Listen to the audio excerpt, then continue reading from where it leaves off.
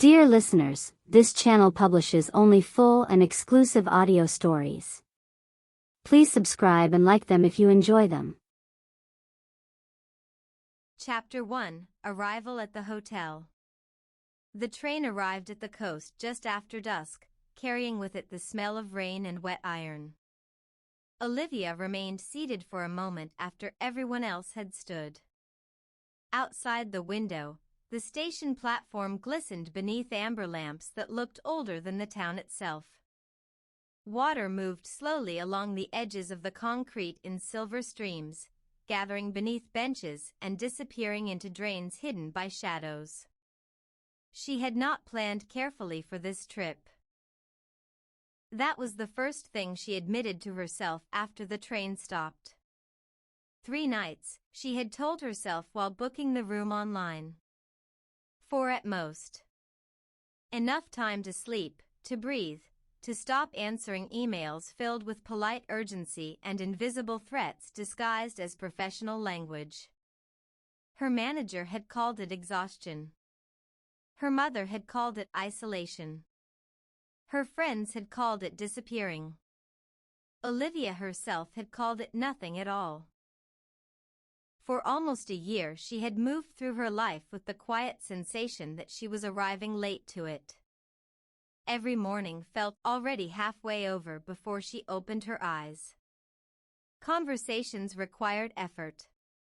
Even simple choices, what to eat, which shoes to wear, whether to answer a message immediately or an hour later, carried an unbearable weight of consequence.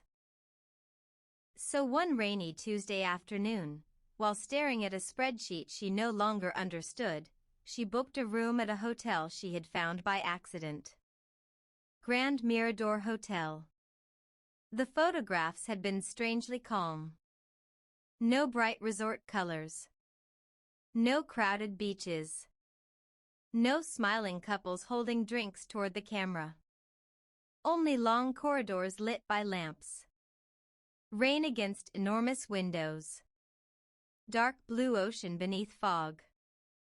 A piano in an empty lounge. Something about the place felt detached from ordinary time.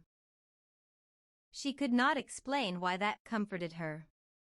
Now, stepping down from the train into the cold evening air, she felt a sudden and irrational fear that she had made a mistake.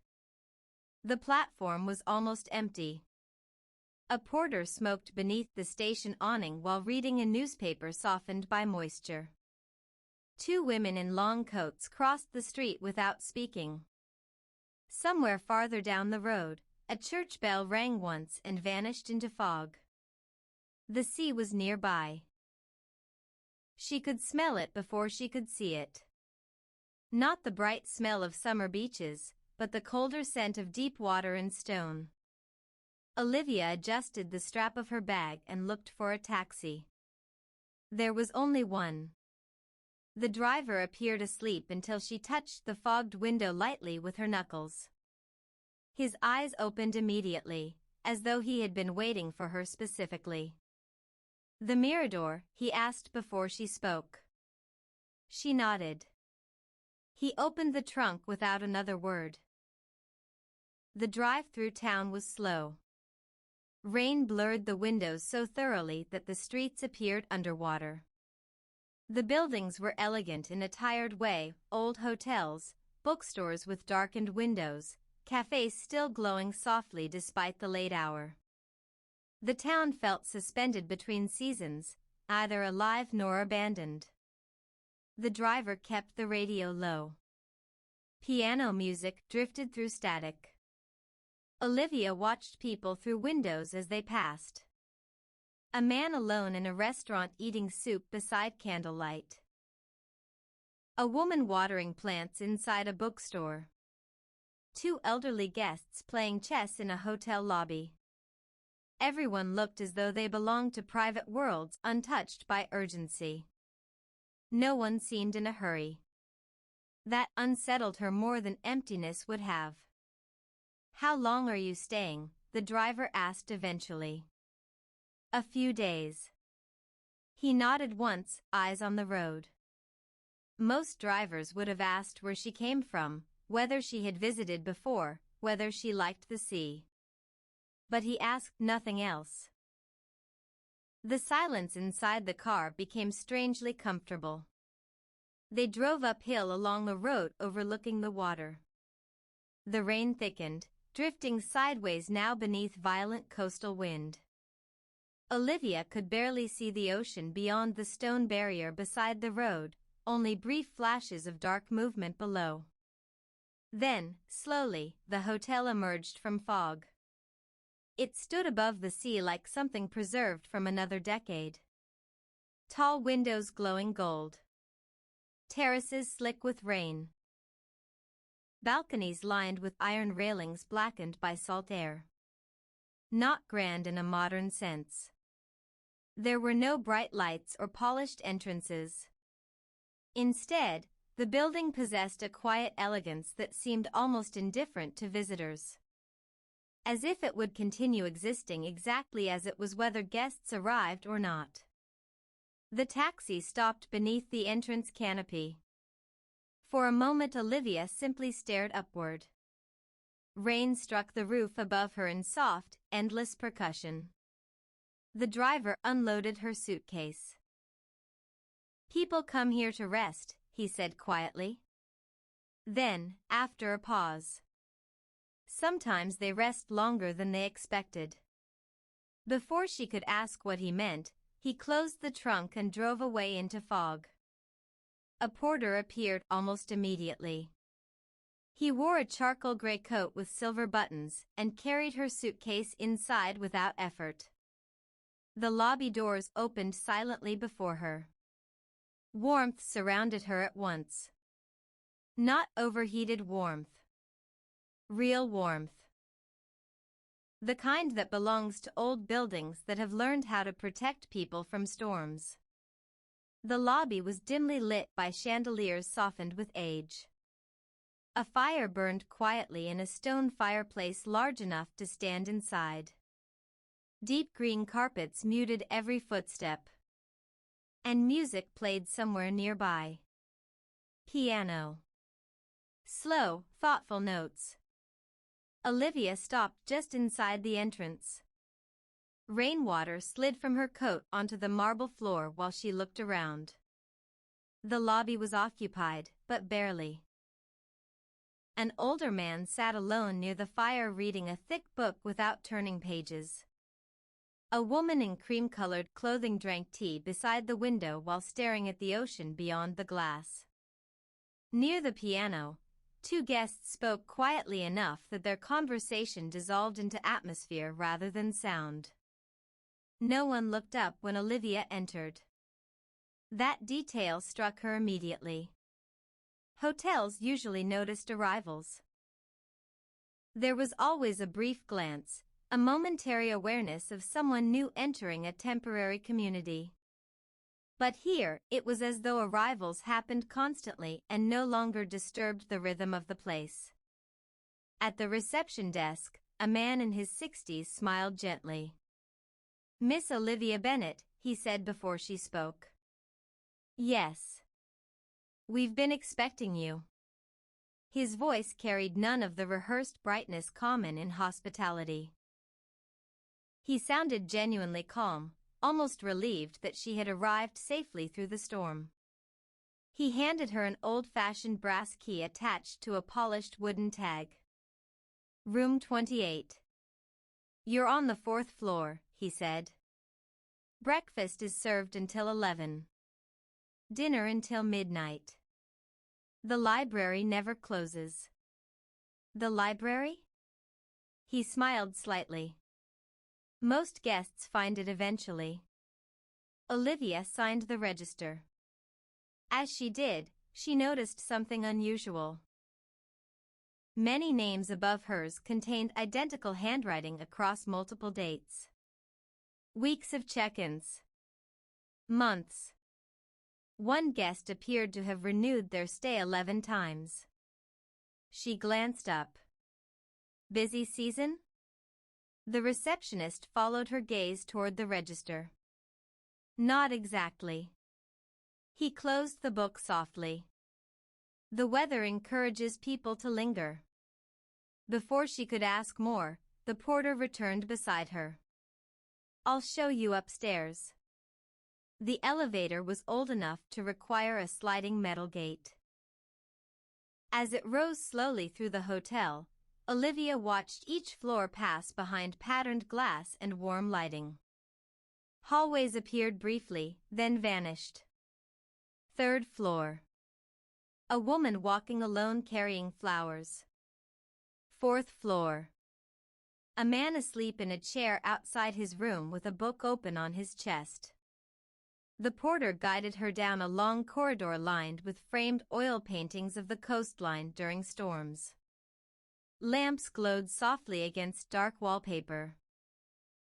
The hotel smelled faintly of cedarwood, old paper, rain, and something else she could not identify immediately. Not perfume. Not flowers. Time, perhaps. Room 28 overlooked the sea. The porter opened the door and placed her suitcase beside the bed. If you need anything, he said, someone is always awake downstairs. Then he left quietly. Olivia remained standing in the center of the room.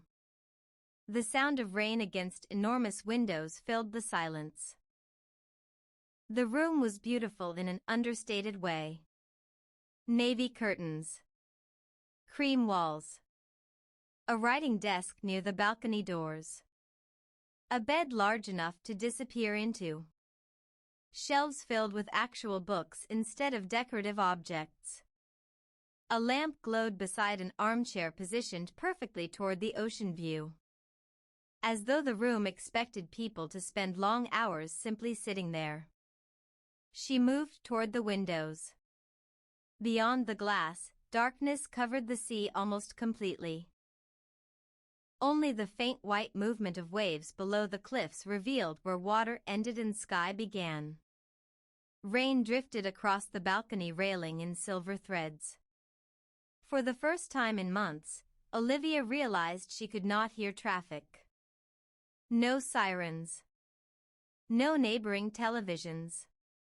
No vibrating phone notifications. Nothing except rain and distant ocean. She sat slowly in the armchair. Without meaning to, she closed her eyes. And immediately felt tired enough to cry. Not dramatic sadness. Something quieter. The exhaustion that arrives after pretending for too long that exhaustion does not exist. She had imagined this trip as recovery. A brief interruption before returning to normal life. But sitting there beside the rain-dark window, Olivia became aware of another feeling beneath the relief. Fear. Not fear of the hotel. Fear of what would happen when she eventually left it. The thought arrived suddenly and embarrassed her with its intensity. She had been there less than 20 minutes. A soft knock interrupted her thoughts. When she opened the door, she found an elderly woman holding a silver tray. Tea service, the woman said kindly. Compliments of the house for guests arriving during storms. Inside the tray sat a porcelain teapot, lemon slices, biscuits dusted with sugar, and a small candle protected within glass. Olivia thanked her and carried the tray inside. The candlelight changed the atmosphere of the room immediately. Everything softened. The rain became gentler. The silence warmer. She poured tea and sat near the window again. Below, the sea moved invisibly through darkness. And somewhere deep within the hotel, piano music continued. Hours seemed to pass without structure after that. She unpacked slowly. Took a bath while rain struck the windows. Read 3 pages of a novel before realizing she had not absorbed a single sentence. At some point she fell asleep in the armchair. When she woke, the room was darker. The candle had burned out. For a disoriented moment, she forgot where she was entirely. Then came the ocean. The rain. The hotel. Her phone showed 1:14 a.m. And despite the late hour, she was suddenly hungry. She hesitated before leaving the room, uncertain whether anything downstairs would still be open. But the hallway remained softly lit. And somewhere below, she could still hear voices. The elevator descended slowly into near silence. When the doors opened into the lobby, she found the hotel unchanged. The fire still burned. Several guests still sat reading. Piano music still floated through the lounge. It felt less like nighttime than an entirely separate dimension of evening preserved indefinitely. The restaurant beyond the lobby remained open, though only partially occupied. A waiter greeted her without surprise. As though, Olivia thought suddenly, people wander downstairs at 1 a.m. here all the time. She chose a table beside the windows overlooking the sea. The restaurant lighting was low enough that reflections drifted across the glass, merging guests with darkness outside. She ordered soup and bread simply because they sounded comforting. At a nearby table, two men in their 40s discussed architecture in calm, detached voices. Near the fireplace, a woman wrote slowly in a journal while drinking red wine. No phones. No laptops. No rushing. Olivia realized she had not seen anyone glance at a clock since arriving. The waiter brought her soup. Steam rose gently into candlelight. "You arrived tonight?" he asked. "Yes." "How long will you stay?" "A few days." Something unreadable crossed his face, then disappeared. "That's usually how it begins," he said softly. Before she could respond, he moved away toward another table. Olivia watched him go. A strange sensation settled slowly through her chest. Not alarm. Recognition. As though everyone inside the hotel understood something she had not yet learned. Outside, waves disappeared into fog beneath the cliffs. Inside, candlelight reflected against rain-dark windows. And all around her, guests continued inhabiting the strange suspended rhythm of the hotel as though ordinary life existed impossibly far away. For the first time in many months, Olivia felt herself growing quiet inside.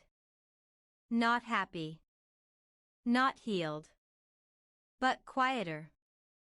And somewhere beneath that quietness, almost hidden from thought itself, another feeling began to emerge.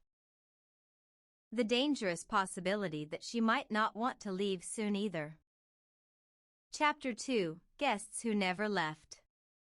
Olivia woke to the sound of distant piano music and the low percussion of rain against glass. For several seconds she did not remember where she was. The room felt unfamiliar in the softened light of morning. Gray sky hovered beyond the tall windows, blending almost seamlessly into the sea below. The horizon had disappeared entirely inside fog. Then memory returned slowly. The train. The hotel. The strange calm of the lobby at 1 a.m. The waiter's voice. "That's usually how it begins." She remained beneath the blankets longer than intended, listening. The hotel had its own rhythm of sound. Water moving through old pipes somewhere inside the walls. Muted footsteps passing occasionally beyond the corridor. The faint rattle of dishes from distant kitchens below. And beneath everything, almost inseparable from the building itself, the endless presence of the ocean. She checked her phone. 9 unread emails. 3 messages from work. 1 voicemail from her mother asking whether she had arrived safely. Olivia stared at the screen without opening anything. Outside the hotel room, the world still expected her to exist in its machinery. Replies. Decisions. Timelines. Apologies. Reassurances. Deadlines that multiplied overnight like living things. But inside the room, none of it felt entirely real. The sensation unsettled her. She placed the phone face down on the bedside table and stood. The floorboards were cold beneath her feet. After showering, she dressed slowly, choosing clothes with no urgency attached to them. A dark sweater. Loose trousers. Nothing professional. Nothing that required explanation. When she finally left the room, a hallway seemed suspended in a strange morning stillness. Not empty. Occupied quietly. Somewhere nearby, a door closed softly. Farther down the corridor, a woman in a long gray robe stood beside a window holding a cup of coffee in both hands. She nodded politely at Olivia but did not speak. There was something unusual about the guests here. Not their appearance exactly. Their pace. Everyone moved as though they had nowhere urgent to arrive. Even wealthy resorts carried invisible tension beneath their luxury, reservations, schedules, activities, departures. But the Grand Mirador felt detached from ordinary vacation energy entirely. No one appeared excited. No one appeared bored. Instead, people moved with the careful calm of individuals recovering privately from something unnamed. The elevator descended slowly toward the lobby. On the third floor, the doors opened briefly to reveal an older man adjusting flowers in a vase near the hallway window. He stepped inside with Olivia and nodded once. Neither spoke. The silence between guests here never felt awkward. That, more than anything else, was beginning to fascinate her. The dining room overlooked the sea through enormous windows clouded with rain. Breakfast service was still ongoing, though many tables remained occupied by guests lingering over coffee long after eating. Newspapers lay folded beside untouched pastries. Conversations drifted gently through the room without urgency. Olivia chose a small table near the windows. The waiter from the previous night recognized her immediately. "You slept well?" "I think so." "Good," he said. "Storms help people sleep here." He poured coffee carefully. Only after he left did Olivia realize he had not introduced himself. None of the staff had. It was as though names mattered less inside the hotel. She ate slowly while watching the sea. The weather had erased distance completely. Water and sky blended into one continuous gray surface interrupted only by occasional white movement below the cliffs. People fascinated her more than the view. At the table nearest the windows sat an elegant woman perhaps in her 70s, dressed in cream-colored linen despite the rain. A book rested open beside her untouched breakfast plate. Every few minutes she looked toward the entrance of the restaurant as though waiting for someone who never arrived. Across the room, two younger guests played chess in near silence. Their game seemed unhurried enough to last all morning. A man in a navy sweater wrote postcards slowly beside a cold cup of tea. No one appeared temporary. That thought arrived suddenly. Hotels usually felt transient. Guests carried invisible momentum with them, plans for later, flights home, reservations elsewhere. But here, people behaved as though ordinary chronology had loosened around them. The elegant older woman noticed Olivia looking and smiled faintly. "First morning?" she asked. Olivia nodded. You can always tell. How? The way you look at the sea. The woman closed her book carefully. New guests still expect it to change. Olivia glanced back toward the windows. The weather? The feeling, the woman said softly. Before Olivia could respond, the woman rose gracefully and left the dining room with her book tucked beneath one arm. Her untouched coffee remained on the table. A strange sadness lingered after her departure. Not loneliness exactly.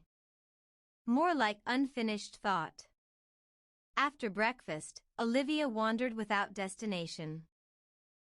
The hotel revealed itself gradually through corridors and staircases that seemed designed less for efficiency than atmosphere.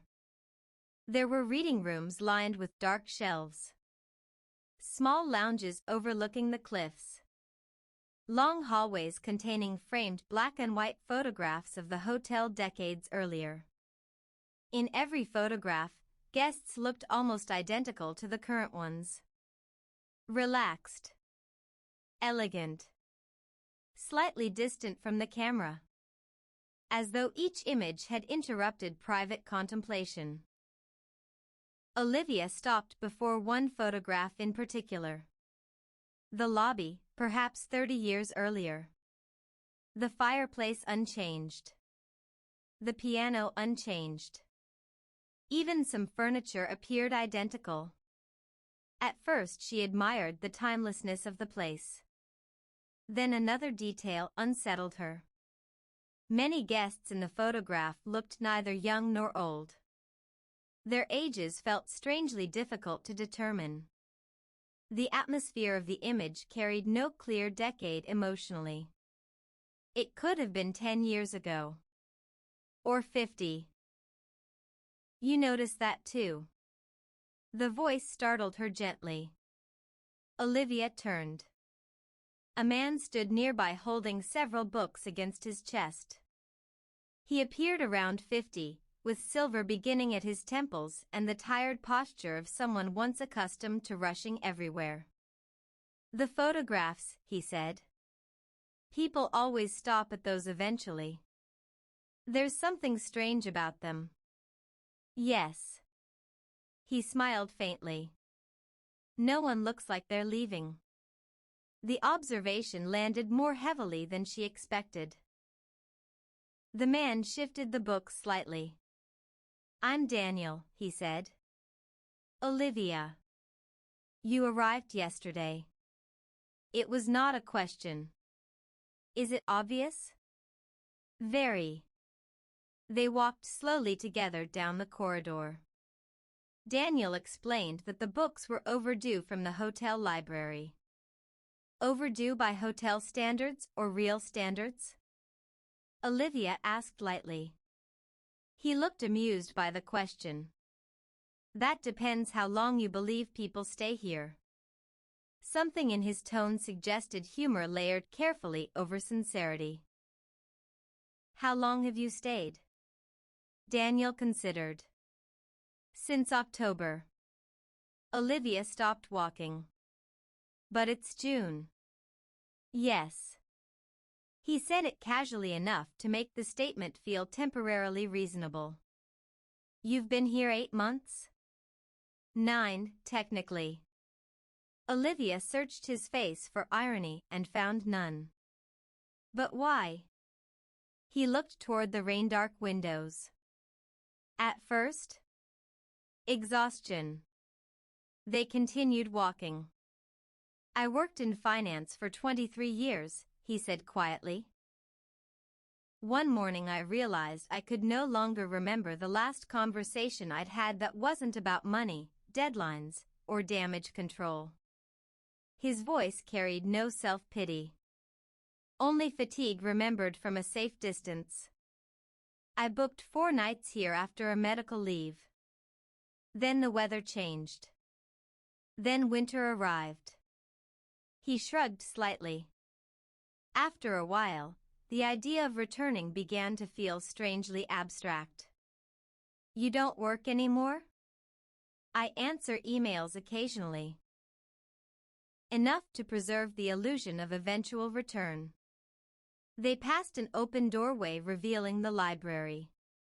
Warm light spilled across carpets and dark wooden shelves. Several guests sat reading beside large windows overlooking the sea. The room felt impossibly peaceful. "You should spend time in there," Daniel said. "People think more clearly near the windows." "Do they?" "No," he admitted. "But they think more slowly. Which helps." Before leaving, he added quietly, "Be careful with afternoons here." "What happens in the afternoons?" "They disappear." Then he walked away down the corridor carrying his books. Olivia remained standing outside the library longer than necessary. 9 months. The number echoed strangely inside her thoughts. How could someone stay in a hotel for 9 months? Yet Daniel had not seemed unstable or irresponsible. If anything, he appeared calmer than anyone Olivia had spoken to in years. That realization disturbed her more than the length of his stay itself. She entered the library. The room smelled of old paper, cedarwood, and rain. Tall shelves lined every wall. Armchairs faced enormous windows overlooking the sea below. Lamps glowed warmly against the gray afternoon outside. A fire burned quietly in another stone fireplace. Several guests occupied the room in deep silence. Not the tense silence of strangers avoiding interaction. The peaceful silence of people temporarily sharing emotional shelter. Olivia chose a chair near the windows. A book rested on the small table beside it, essays by a writer she loved years earlier but had forgotten entirely. She opened it absent-mindedly. Outside, rain drifted across the cliffs in silver mist. Hours passed strangely inside the library. Not quickly. Not slowly. Time seemed to soften around concentration itself. Guests came and went quietly. Someone replenished the fire. Tea appeared silently on nearby tables. At one point Olivia realized she had been staring at the ocean for nearly 20 minutes without thinking about work once. That frightened her. Not because she missed work. Because forgetting it felt so immediate. As afternoon deepened toward evening, the weather worsened. Wind struck the windows harder now. The sea below darkened almost black beneath thickening fog. Olivia closed her book and wandered back toward the lobby. There she discovered the pianist. A woman perhaps in her 60s sat alone at the grand piano near the fire, playing softly enough that conversation could continue around her. The music carried no performance energy. She played as though speaking privately to the room itself. Several guests listened without visibly listening. A man near the fireplace slept lightly beneath a blanket. 2 women played cards beside a lamp. The receptionist from the previous evening looked up as Olivia approached. "You're settling in." Again, not a question. "I think so." That usually happens quickly. She hesitated before asking, "Do many guests stay here long-term?" The receptionist folded his hands calmly. "Longer than intended, certainly." "But why?" A faint smile touched his face. "The world outside moves very fast now." "That can't be the only reason." "No," he agreed softly. "It isn't." Before she could continue, another guest approached reception carrying an umbrella and several letters. The conversation ended naturally, though Olivia sensed the receptionist had chosen not to answer rather than being interrupted accidentally. That evening the dining room felt fuller. Rain had driven everyone indoors. Candlelight reflected against windows darkened entirely by storm and sea. Olivia noticed patterns emerging among the guests now. People often ate alone, but rarely appeared lonely. Conversations formed briefly between strangers, then dissolved without awkwardness. No one asked intrusive questions. No one spoke loudly. There was intimacy without obligation. She found herself seated beside the elegant older woman from breakfast.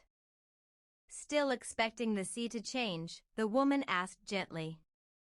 Olivia smiled. Maybe. I'm Eleanor. Olivia. Eleanor stirred cream slowly into coffee. I arrived here after my husband died, she said without warning. That was 3 winters ago. Olivia looked at her carefully. You've stayed ever since? Mostly. Why? Eleanor considered the question with surprising seriousness. Because grief behaves differently near the ocean. The answer should have sounded vague. Instead, it felt painfully precise. Eleanor continued quietly. Outside the hotel, everyone wanted me to recover correctly. There were timelines for sadness. Expectations about progress. She looked toward the windows. But here, no one asks whether you're becoming yourself again. Olivia felt something tighten softly inside her chest. She understood that feeling more than she wanted to. You don't have to explain exhaustion here, Eleanor said. That's why people remain. Dinner continued slowly around them. Piano music drifted from the lounge. Rain blurred the windows until the world beyond the glass disappeared entirely. At some point Olivia realized she could no longer imagine the town outside the hotel clearly. Not because it was far away. Because the atmosphere inside the Mirador seemed to erase ordinary life gradually, like fog covering shoreline. Later that night, unable to sleep, she walked alone through the corridors. The hotel after midnight possessed a dreamlike calm. Lamps glowed softly against patterned walls. Somewhere distant, someone laughed quietly. The ocean moved invisibly beyond darkened windows.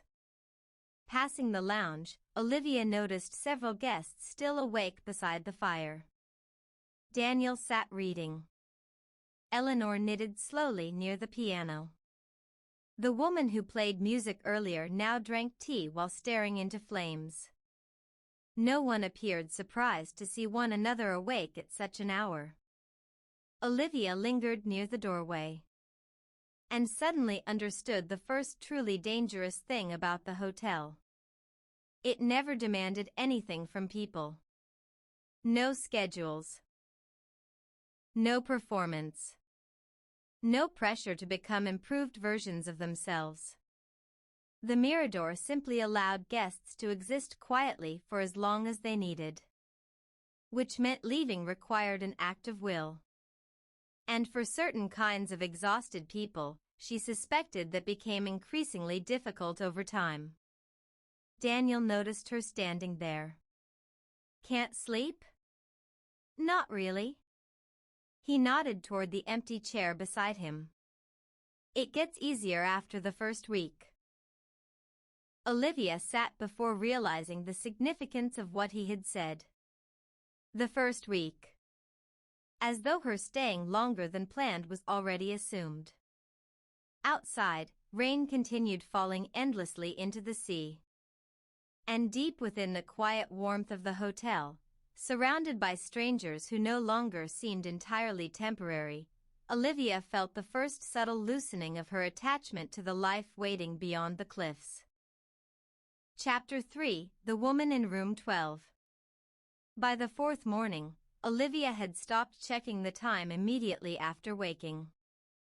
The realization came to her slowly while she stood at the window in her room, holding a cup of coffee and watching fog move across the sea in long pale ribbons. In the city, mornings had always begun with numbers. 7:12. 8:03. Late. Too late. Enough time. Not enough time. Every hour arranged itself against obligation. Even rest became something measured and managed, compressed carefully between responsibilities. But inside the Grand Mirador Hotel, time behaved differently. Breakfast lasted until 11 because many guests wandered downstairs near 10:30 looking half awake and unconcerned. Lunch appeared almost accidentally. Dinner stretched deep into night beneath candlelight and piano music. No one hurried anyone. No one asked what they planned to do afterward. The hotel seemed to exist entirely within the present tense. Olivia should have found this temporary suspension unsettling. Instead, she found herself adapting with dangerous ease. She dressed slowly, opened the balcony door despite the cold, and breathed the salted rain air drifting upward from the cliffs below. The sea was invisible again. Only sound remained. She had begun to understand why people stayed. Not completely, but enough to frighten herself a little.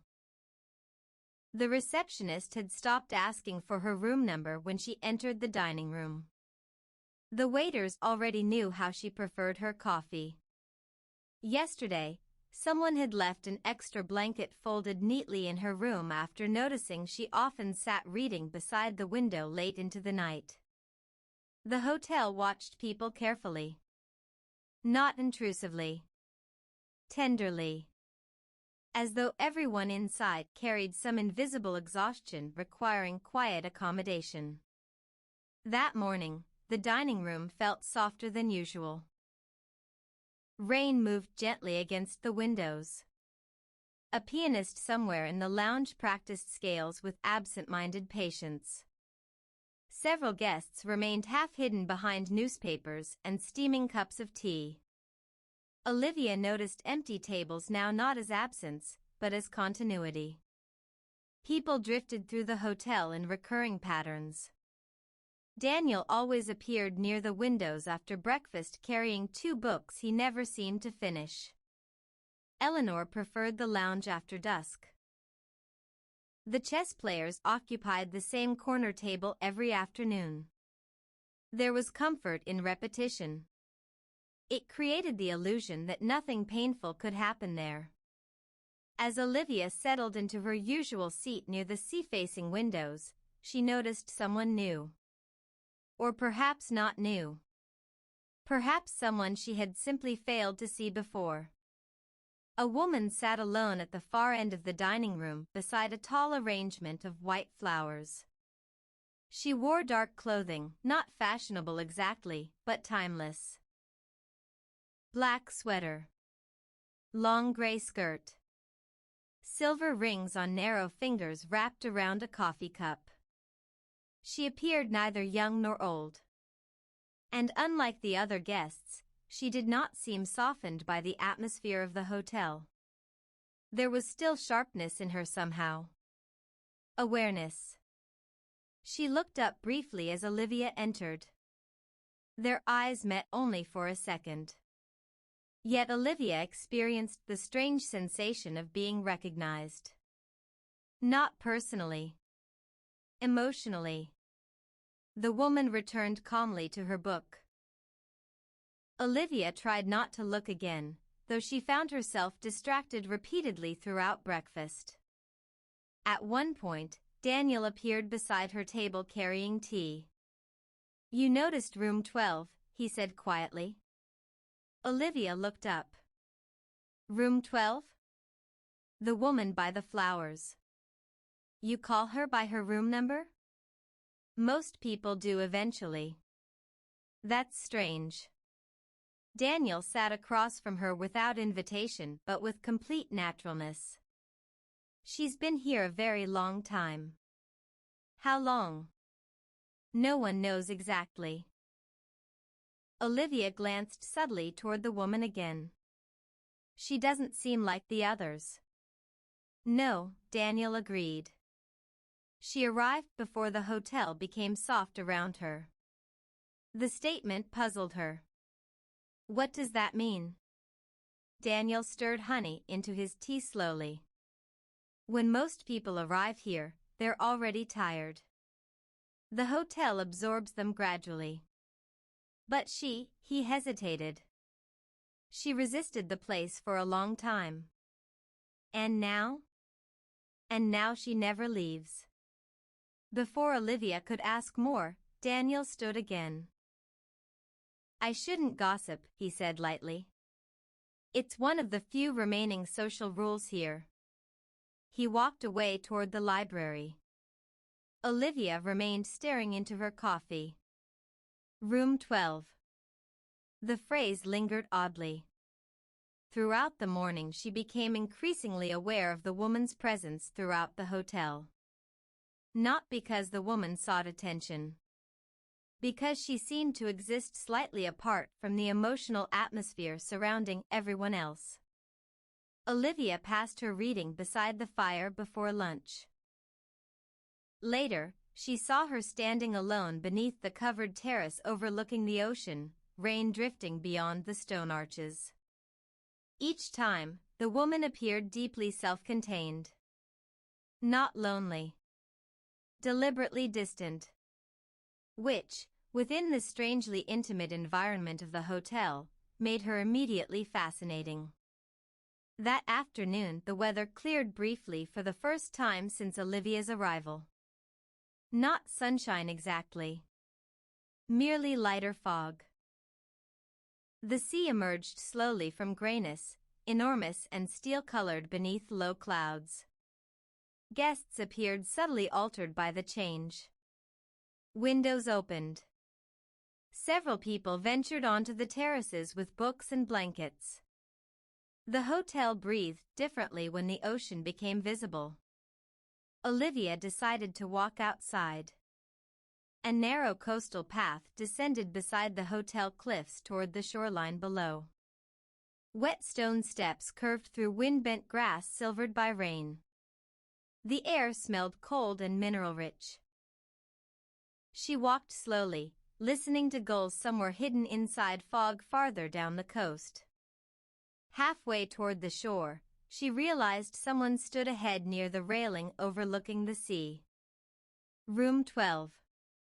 The woman did not turn immediately when Olivia approached. For several moments they simply occupied the same silence together while waves moved below the cliffs. It looks endless today, Olivia said finally. The woman smiled faintly without facing her. That's because the horizon disappeared. Her voice was lower than Olivia expected. Calm. Thoughtful. I'm Olivia. I know. The answer should have felt unsettling. Instead, it sounded ordinary. The woman finally turned toward her. Her face carried unusual stillness, the kind produced not by age but by long emotional restraint. I'm Helena, she said. The wind moved strands of dark hair across her cheek. Up close, Olivia noticed faint exhaustion beneath Helena's composure. Not visible weakness exactly. More like someone who had once lived at unsustainable intensity and survived by becoming quieter. You've stayed here a long time, Olivia said before realizing how direct the observation sounded. Helena did not appear offended. Yes. Why? A gull cried somewhere below them. Helena looked back toward the sea before answering. Because eventually I forgot where else to go. The honesty of the statement settled heavily between them. Olivia leaned against the damp railing. That sounds sad. It was, Helena said. At first. And now? Now it's simply true. They stood silently again. Below the cliffs, waves folded slowly against black stone. You're wondering whether everyone here is hiding from something, Helena said. Olivia looked at her carefully. Are they? Yes. The directness startled her. But hiding isn't always cowardice. Wind moved softly through the grass surrounding the path. Helena continued. Most people arrive here after becoming exhausted by performing themselves continuously. Outside the hotel, everyone must explain their choices, defend their lives, answer messages, maintain identities. She glanced toward Olivia. The Mirador offers temporary disappearance. That doesn't sound healthy. No, Helena agreed. But neither is burnout. The word landed painfully close to truth. Olivia looked away toward the sea. I wasn't burned out, she said automatically. Helena said nothing, which somehow made the lie impossible to continue believing. They returned toward the hotel together as evening approached. Inside, warmth surrounded them immediately. The lobby glowed amber beneath chandelier light. Rain began again against the tall windows. Somewhere nearby, someone played Debussy softly on the piano. Helena removed her coat slowly. Guests greeted her with subtle familiarity as she crossed the lobby. Small nods. Gentle smiles. Olivia noticed something else too. People watched Helena differently than they watched one another. Not fear. Respect, perhaps. As though she carried knowledge others recognized quietly. Will you join dinner tonight? Helena asked suddenly. Olivia hesitated. The invitation felt strangely significant. Yes. 8 o'clock. Then Helena disappeared upstairs without another word. That evening Olivia arrived at the dining room precisely on time without understanding why punctuality suddenly mattered. Helena already sat near the windows beside candlelight and rain. The table overlooked the sea completely swallowed now by darkness. You came, Helena said. You invited me. A faint smile appeared. Yes. Dinner unfolded slowly. Not dramatic conversation. Not confessions. Something subtler. Helena asked thoughtful questions and listened carefully to answers. She never interrupted. Never filled silence unnecessarily. Olivia found herself speaking more honestly than intended. About work. About exhaustion. About how difficult ordinary conversation had become recently. How long were you sleeping before you came here? Helena asked quietly. Olivia frowned slightly. What? Not physically. The question unsettled her because she understood it immediately. She stared down at candlelight trembling against her wine glass. I don't know. I do, Helena said softly. Years. The pianist began playing somewhere beyond the dining room. Rain drifted heavily across the windows. You seem very certain about people, Olivia said after a while. I spent a long time watching them arrive. And stay? Yes. Helena folded her hands together. At first, guests come here because they're tired. But eventually they realize something more dangerous. What? That exhaustion wasn't temporary. Olivia felt sudden resistance rise inside her chest. That can't be true for everyone. No. Not everyone. Helena's gaze remained calm. Some people leave after resting. Others discover they no longer remember how to return to their previous lives without destroying themselves. The dining room around them seemed quieter suddenly. Or perhaps Olivia had simply stopped noticing other conversations. "How long have you stayed?" she asked carefully. Helena looked toward the rain-dark sea. 12 years. Olivia stared at her. The number felt impossible. "You're serious?" "Yes." "But how?" Helena smiled faintly at the shock in her voice. "Slowly." The answer frightened Olivia more than any dramatic explanation could have. 12 years did not happen all at once. It happened through extensions. One more week. Another month. Winter becoming spring, becoming winter again. Life outside growing increasingly abstract. "You never wanted to leave?" "I wanted to leave many times." "Then why didn't you?" Helena considered the candle between them before answering. "Because eventually the hotel knew me better than the world outside did." The sentence lingered painfully in Olivia's mind. After dinner, Helena invited her into the lounge. Several guests sat reading near the fire while the pianist continued softly in the corner. Storm winds pressed rain against the windows in silver streams. The atmosphere felt impossibly intimate. Like the interior of memory itself. Helena chose 2 armchairs near the fire. "When I first arrived," she said quietly, "I was engaged." Olivia listened without speaking. "We were supposed to be married that autumn. Instead, 3 months before the wedding, he told me he couldn't recognize me anymore." The fire crackled softly. "I thought exhaustion was something you solved by continuing harder. Longer. Faster.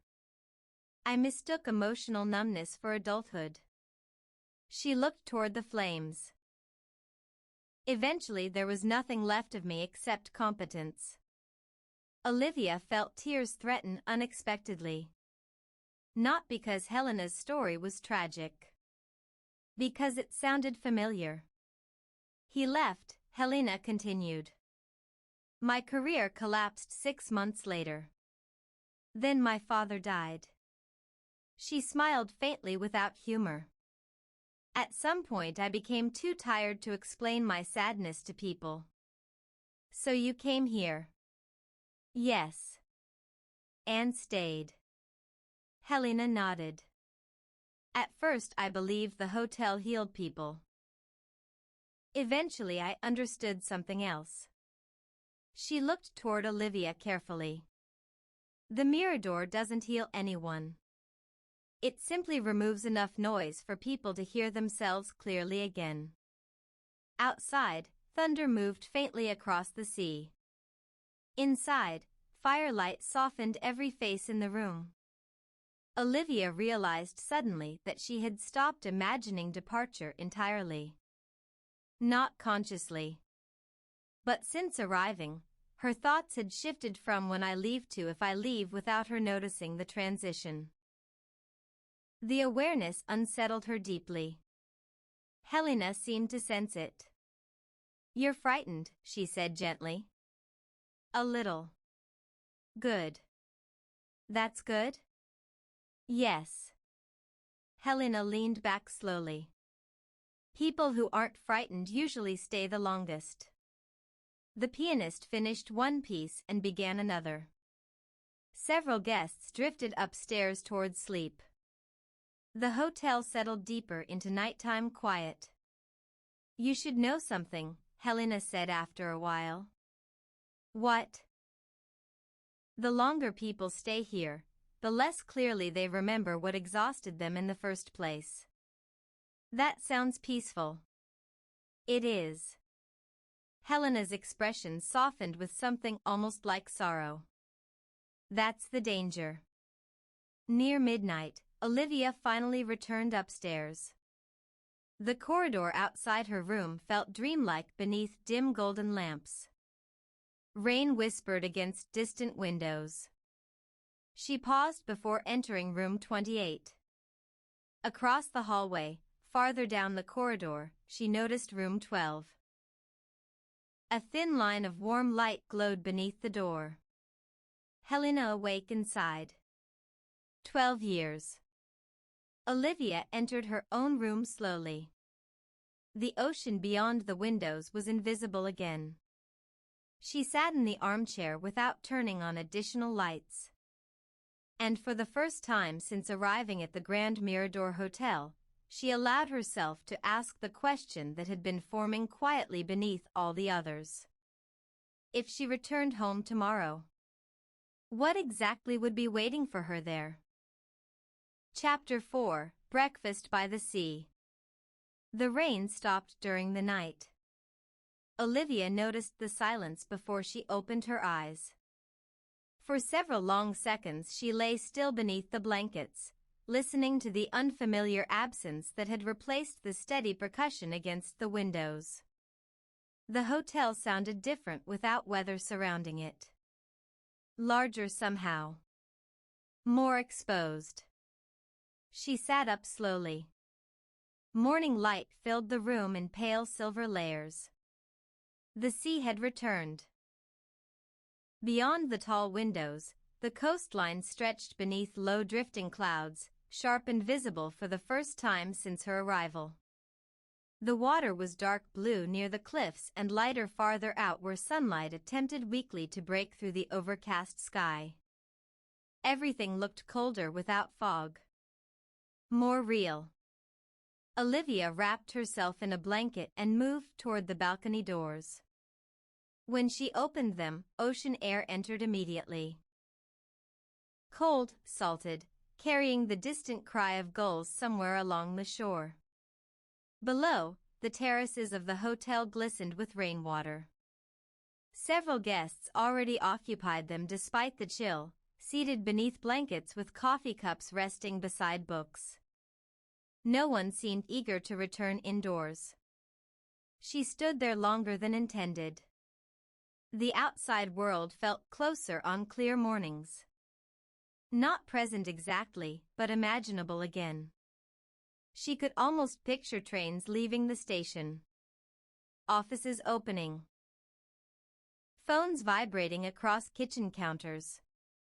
People hurrying through wet streets carrying ordinary anxieties that would have felt urgent to her only days earlier. The thought produced not longing but resistance. That frightened her more than anything yet. Her planned stay was already half over. At least according to the reservation. Yet she had not once opened the train schedule for returning home. Instead, she had begun unconsciously organizing her days around the rhythms of the hotel. Breakfast near the windows. Reading in the library. Evening conversations beside the fire. Late night walks through quiet corridors while the ocean moved invisibly beyond the walls. The routines were becoming familiar enough to feel dangerous. After dressing, Olivia descended toward the dining room. Sunlight filtered weakly through clouds now, illuminating the hotel in ways she had not yet seen. The carpets glowed deeper green.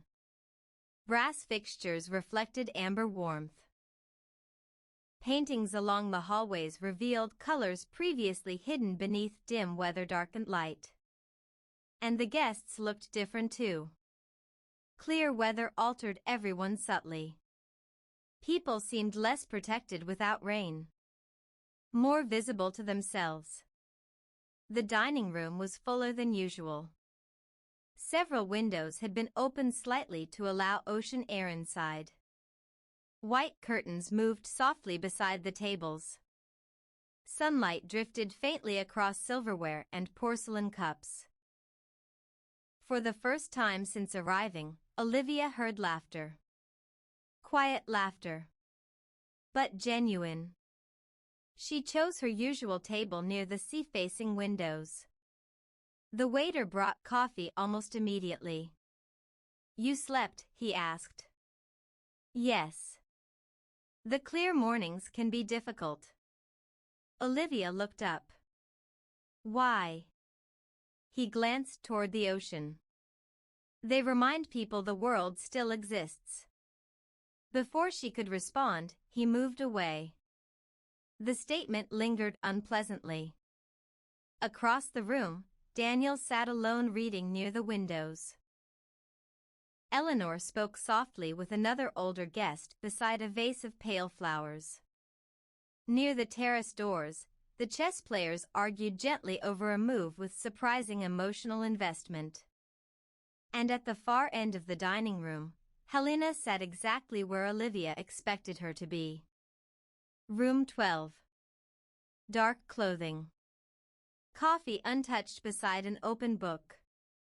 But this morning Helena appeared less distant somehow.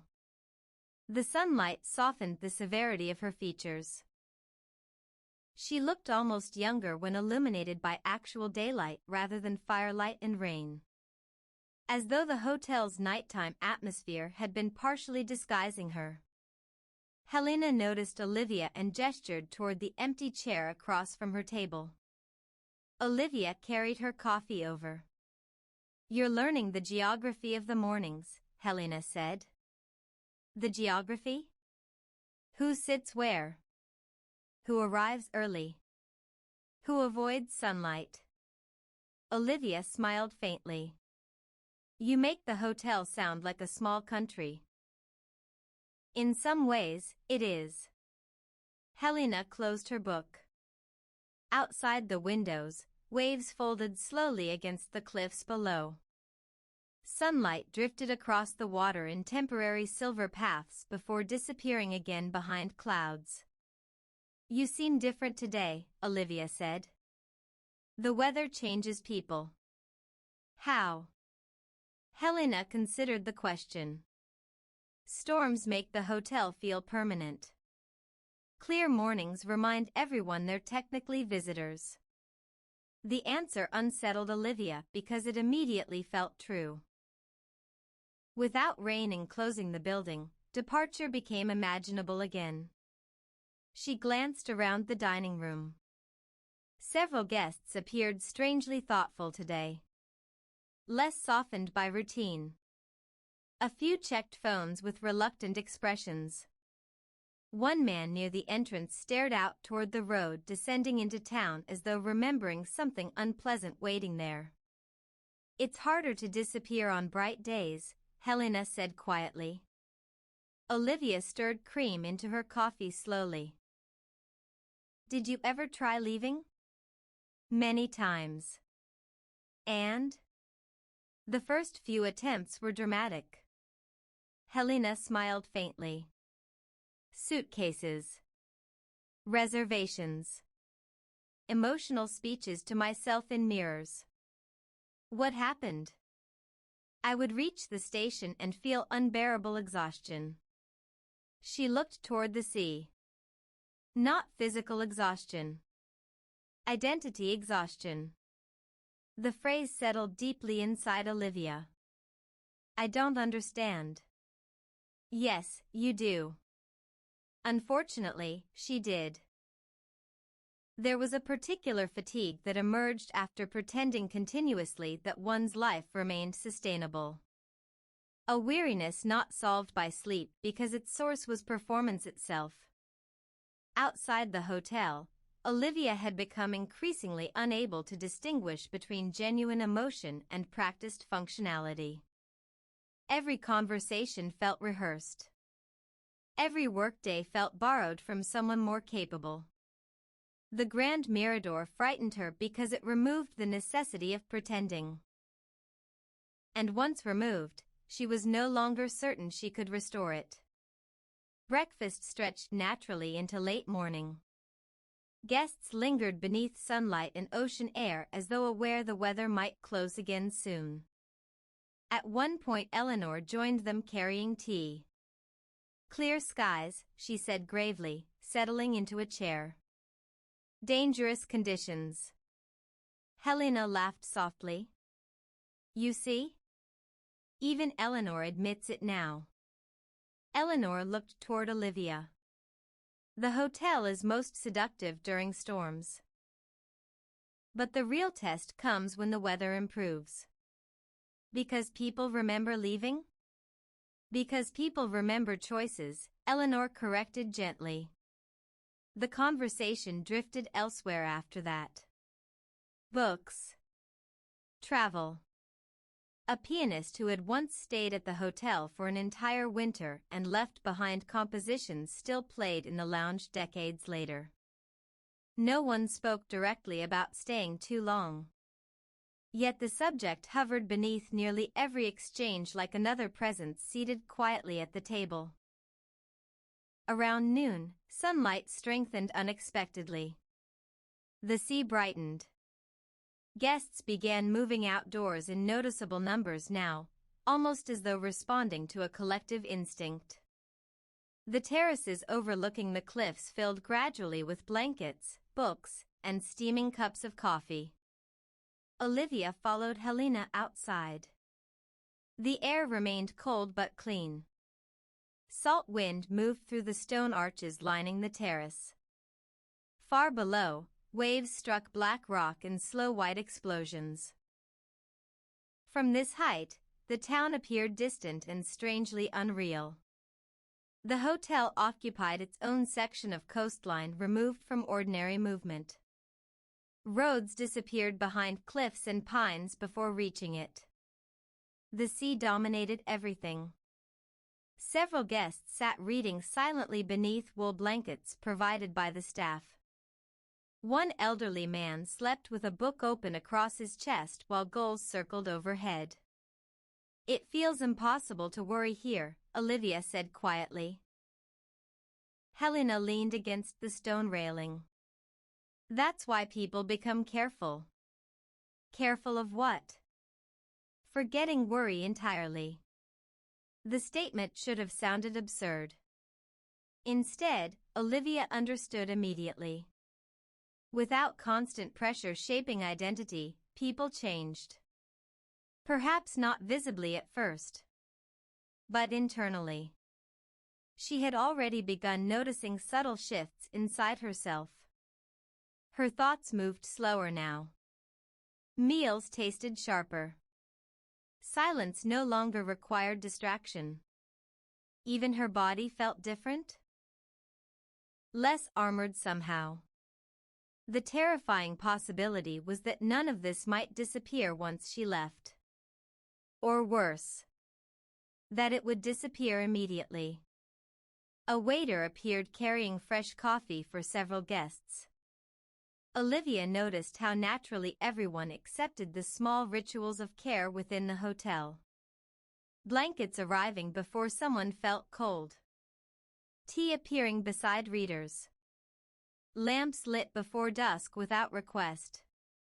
Outside the Mirador, care usually arrived entangled with obligation or intimacy. Here, it flowed quietly between strangers. "You know what surprised me most when I arrived?" Helena asked suddenly. "What?" "How quickly people stop asking about your profession." Olivia smiled slightly. "That is strange. Outside, it's usually the second question after your name." Helena looked toward the sea. "Here, months can pass before someone learns what you once did." "What did you do?" Helena laughed softly. "There it is." "Sorry." "No, it's fine." Her expression softened. "I was an architect." Olivia stared at her. "You designed buildings?" "Mostly hotels, actually." "That feels almost too perfect." "Yes," Helena admitted quietly. "Life occasionally becomes symbolic in very irritating ways." Wind moved strands of hair across her face. "I spent years designing places where exhausted people could briefly escape their lives." She looked back toward the hotel behind them. "Then eventually I became one of them." The afternoon unfolded slowly after that. Sunlight faded again beneath thickening clouds, though the rain did not return immediately. Guests drifted between terraces, library, and lounge with dreamlike fluidity. Olivia spent several hours reading near the windows in the library but absorbed little of the text. Her mind remained occupied by increasingly uncomfortable realizations. She had not spoken to anyone from home in 4 days.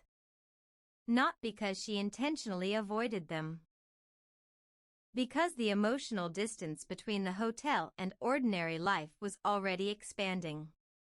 Her mother's voicemail felt like something received weeks earlier.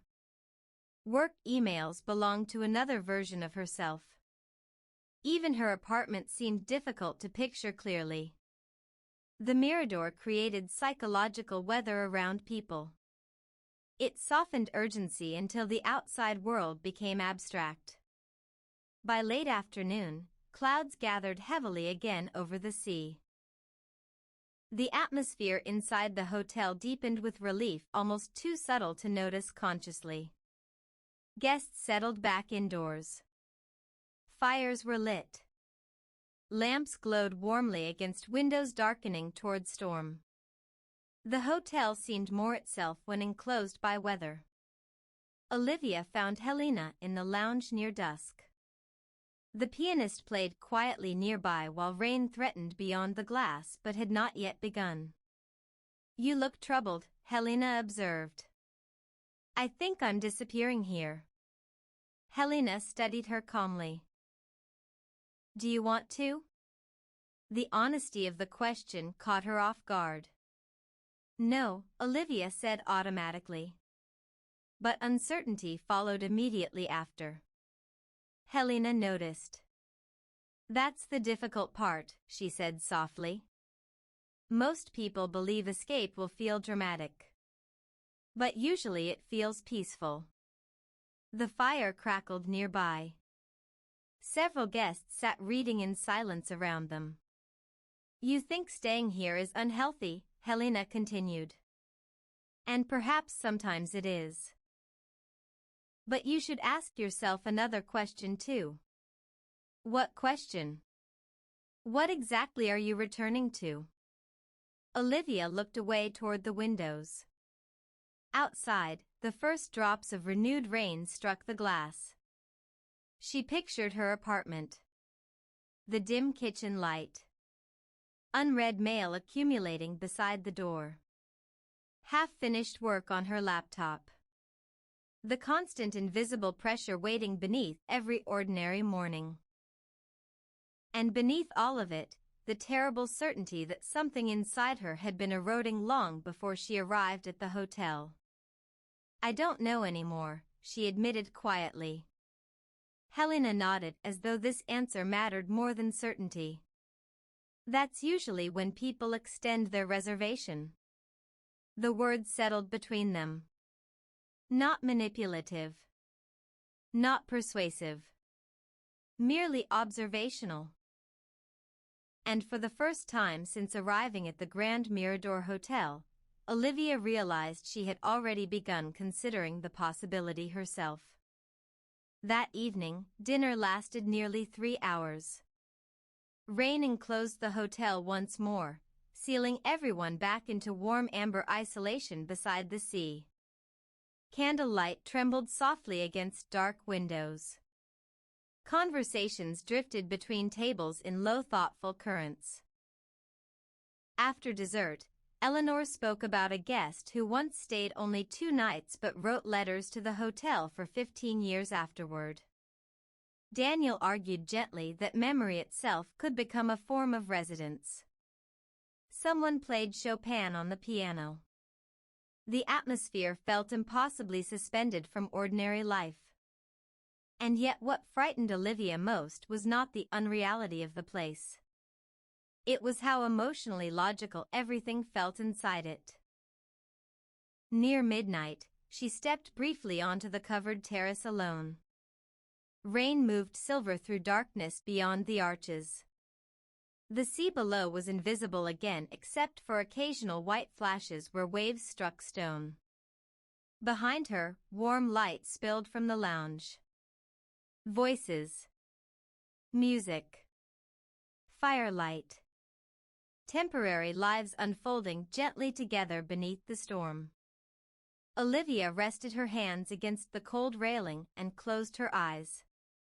Somewhere beyond the cliffs, trains still departed on schedule. Offices still opened every morning.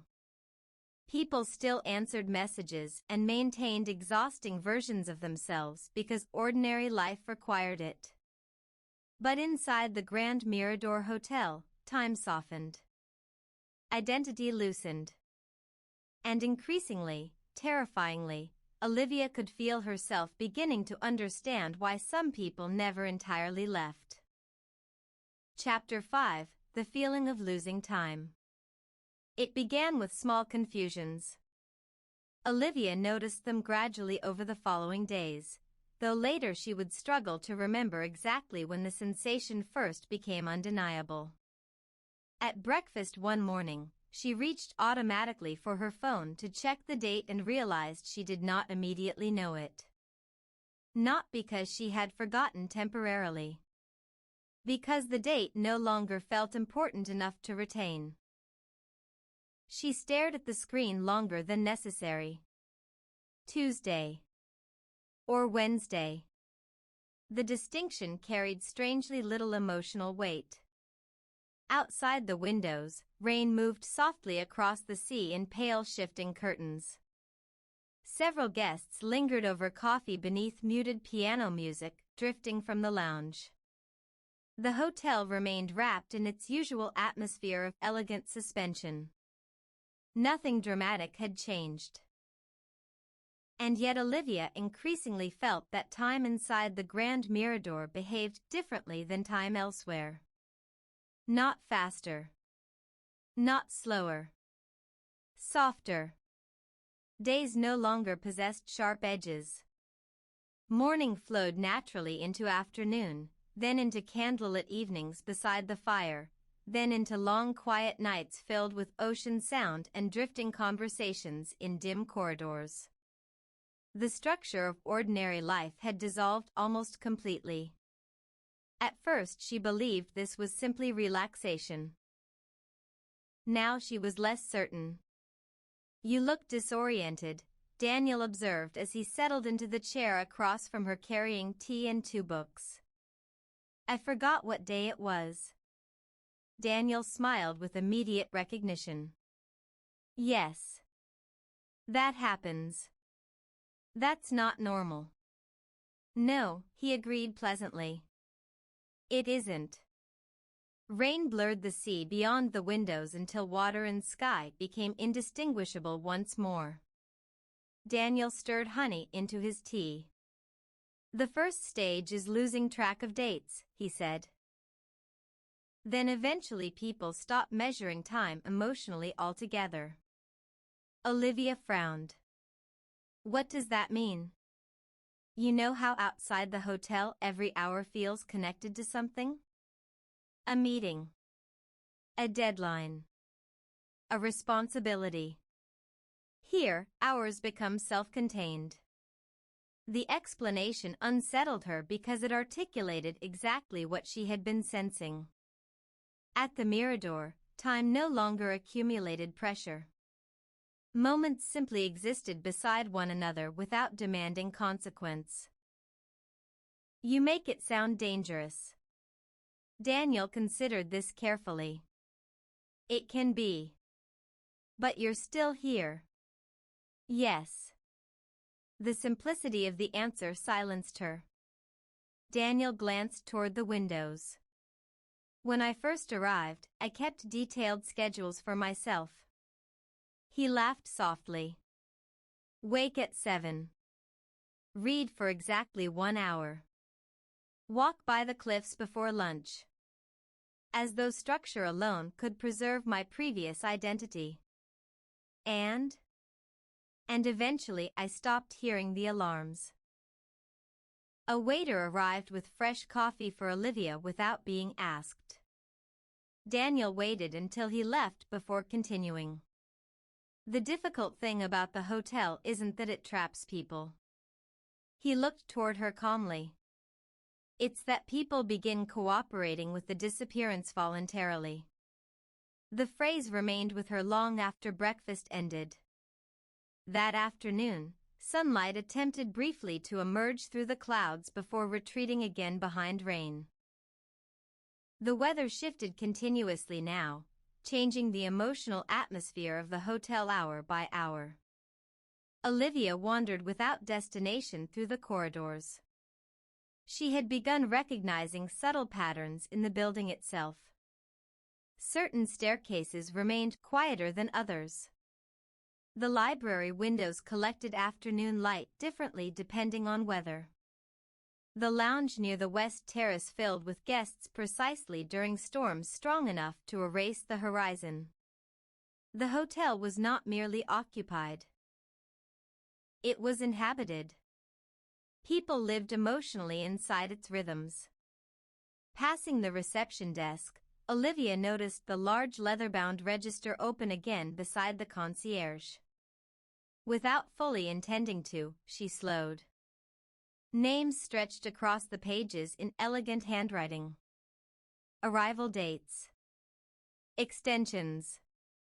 Room numbers. Many stays lasted far longer than she had initially realized. 6 months. 14 months. 2 years. One guest appeared to have maintained a permanent suite for nearly 7 years. Olivia felt sudden unease. The concierge noticed her looking. "Curiosity is common during the second week," he said gently. "I've only been here 6 days." He smiled slightly. "Yes." The answer disturbed her more than correction would have. "How long have you worked here?" she asked. "A long time." "Do people really stay for years?" "Some do." "Why?" The concierge closed the register softly. "Because eventually the outside world begins to feel louder than they remember." "That can't be enough reason to abandon your life." "No," he agreed. "Usually it isn't." Rain strengthened suddenly against the windows behind them. The sound filled the lobby in steady silver waves. "Most guests arrive here after spending too long becoming strangers to themselves," he continued quietly. "The hotel simply gives them enough silence to notice." Olivia looked away toward the fire burning in the lounge. Eleanor sat reading nearby beneath amber lamplight. 2 guests played chess slowly beside the windows. The pianist practiced softly in another room. Everything inside the Mirador seemed arranged around emotional gentleness. No harsh light. No sudden noise. No pressure. And perhaps that was precisely the problem.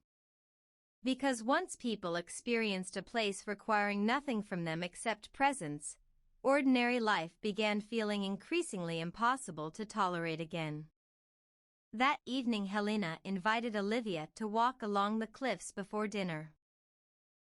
The rain had weakened to mist. Fog drifted low across the coastline, obscuring sections of the path ahead in pale moving layers. The sea below appeared enormous and distant. "You're quieter lately," Helena observed as they walked. "I think I'm tired in a deeper way than I realized." Helena nodded as though confirming something already known. The body often understands before the mind does. They continued carefully along the wet stone path. Far below, waves moved slowly against black rock. "I dreamed about work last night," Olivia admitted. "But in the dream I couldn't remember why any of it mattered." "How did that feel?" "Relieving." The answer emerged too quickly. Helena glanced toward her. "And frightening?" "Yes." Fog moved around them in shifting silver clouds. Olivia struggled to explain the sensation growing inside her since arriving. It was not exactly happiness, nor sadness. More like emotional decompression after years of invisible pressure. But decompression carried dangers too. Things surfaced unexpectedly in silence. Memories. Exhaustion. Loneliness previously hidden beneath routine. I keep thinking about going home, Olivia said. And? I can't picture myself there clearly anymore. Helena remained silent for several moments. That happens here too. They stopped near the edge of the cliffs where the railing overlooked the sea below. The hotel rose behind them through fog and rainlight, warm windows glowing against gray stone. It's beautiful from here, Olivia murmured. Yes. Do you ever regret staying? Helena looked toward the hotel carefully before answering. Every winter. The honesty surprised her. But you still stay. Yes. Why? Helena smiled faintly. Because by spring the regret usually changes shape. They returned inside as darkness settled fully over the coast. The hotel at night now felt more familiar to Olivia than many places she had lived for years. That realization arrived suddenly as she crossed the lobby toward dinner. She knew where floorboards creaked, which armchairs remained warmest near the fire, when the pianist typically began playing. Even the staff moved through her awareness with the quiet familiarity of recurring dreams. She should have felt alarmed by how quickly the hotel had entered her emotionally. Instead, she felt tired enough to accept it. Dinner unfolded slowly beneath candlelight and rain-dark windows. Several guests gathered at a long table near the center of the dining room that evening, conversations drifting naturally between strangers as though everyone had known one another much longer than reality suggested. Olivia found herself seated between Eleanor and a man named Victor who had once worked as a surgeon in Paris before taking leave, as he phrased it. How long was your leave supposed to last? Olivia asked. Victor smiled over his wine glass. 3 weeks. And how long has it been? 19 months. No one at the table reacted with surprise. The normalization unsettled Olivia more than the answer itself. Victor spoke calmly about his previous life. The hospital corridors. The fluorescent lights. The endless emotional compartmentalization required to continue functioning professionally around suffering. One day I realized I no longer felt present inside my own experiences, he said quietly. Everything became procedural. He looked toward the rain-streaked windows. Here, life slowed enough for sensation to return. Eleanor nodded gently. The hotel gives people back their interior lives. The phrase lingered deeply inside Olivia. Their interior lives. Outside the Mirador, she had spent years reducing herself into efficiency. Responding quickly. Producing consistently. Functioning continuously. Perhaps exhaustion was not merely overwork. Perhaps it was prolonged absence from oneself. The conversation drifted elsewhere after that. Books. Music. Storms along the coast during winter. A guest who once stayed 6 years before leaving suddenly one spring morning without goodbye. Did anyone hear from him again? Olivia asked. No, Eleanor said softly. But that's common. People just disappear? Victor smiled faintly. Leaving quietly is considered polite here. After dinner, the guests moved gradually toward the lounge where the fire burned low and golden. The pianist played settee softly beneath dim chandeliers. Rain thickened outside again, enclosing the hotel within moving darkness. Olivia sat near the windows with Helena while several guests read or spoke quietly nearby. No televisions. No loud music. The atmosphere resembled a collective dream of refuge. "I think the hotel changes people physically," Olivia said suddenly. Helena looked amused. "How?" "Everyone breathes slower here." The observation made Helena smile genuinely for the first time. "Yes," she said. "That's true." Olivia watched reflections drift across the rain-dark windows. "I'm beginning to understand something frightening." "What?" "The hotel isn't isolating people from life." She hesitated. "It's isolating them from noise." Helena's expression softened carefully. "And once people remember what silence feels like," she said, "returning becomes complicated." A log shifted in the fire nearby. Somewhere upstairs, distant footsteps crossed old floorboards. The Mirador carried human presence gently, like memory itself. "Do you know what the strangest part is?" Olivia asked quietly. "What?" "I haven't felt lonely once since arriving." The admission surprised her with its emotional force. Outside the hotel, loneliness had followed her constantly through crowded trains, office meetings, grocery stores, apartment evenings filled with glowing screens and unfinished fatigue. Yet here among strangers, something softened. Not because people became intimate quickly. Because no one demanded performance. Helena nodded slowly. "People mistake loneliness for solitude all the time," she said. "But they're different things." "How?" "Loneliness comes from being unseen.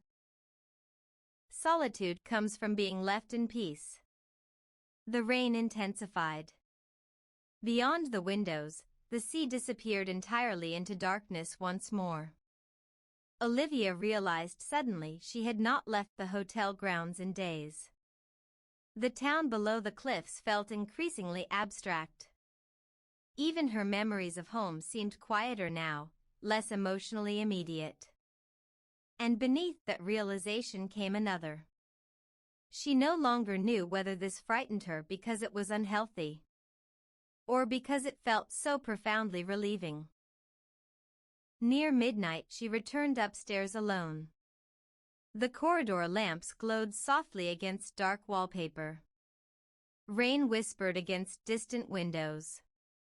Somewhere farther down the hall, a guest closed a door carefully enough not to disturb others. Olivia paused beside one of the hallway windows overlooking the sea. Nothing visible remained outside except darkness and occasional silver movement where rain crossed the glass. Her reflection stared back faintly. She looked different already. Softer around the eyes. Less defended. And perhaps more dangerously, less hurried. She thought about the life waiting beyond the cliffs. Her apartment. Work. The version of herself who had boarded the train believing this stay would last only a few days. That woman already felt strangely distant. Not gone, but receding. Like shoreline disappearing gradually into fog. When Olivia finally entered her room, she noticed something resting on the desk near the window. A small envelope. No name written outside. Inside was a single folded piece of paper. In elegant handwriting, only one sentence appeared. "The longer people stay here, the more carefully they avoid counting the days, asterisk." No signature. No explanation. Olivia stood very still beside the window while rain moved softly against the glass. Then, slowly, she looked toward the calendar on her phone again. And realized she had to calculate how long she had already been at the hotel. Chapter 6, Stories No One Finished. The note remained on Olivia's desk all morning. She did not touch it again after reading it the night before, yet its presence altered the atmosphere of the room subtly, like another quiet guest occupying the space beside her. The longer people stay here, the more carefully they avoid counting the days, asterisk. No signature. No explanation. She tried to imagine who had written it. Daniel, perhaps. Or Helena. Possibly Eleanor. But the handwriting revealed nothing familiar to her. The uncertainty disturbed her more than certainty would have. Outside, rain had returned heavily during the night. Water moved across the windows in silver currents that blurred the sea entirely from view. The hotel once again floated inside weather, isolated from the world below the cliffs.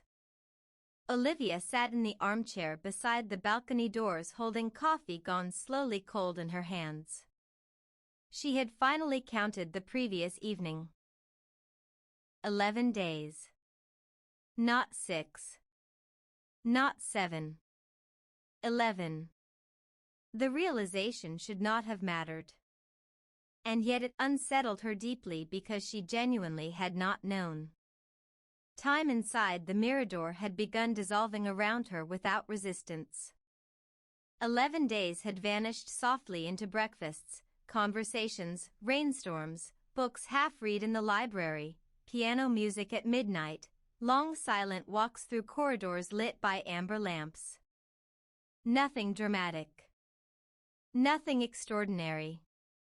That was precisely the danger. The hotel did not consume time violently. It absorbed it gently. Olivia finally dressed and descended toward breakfast.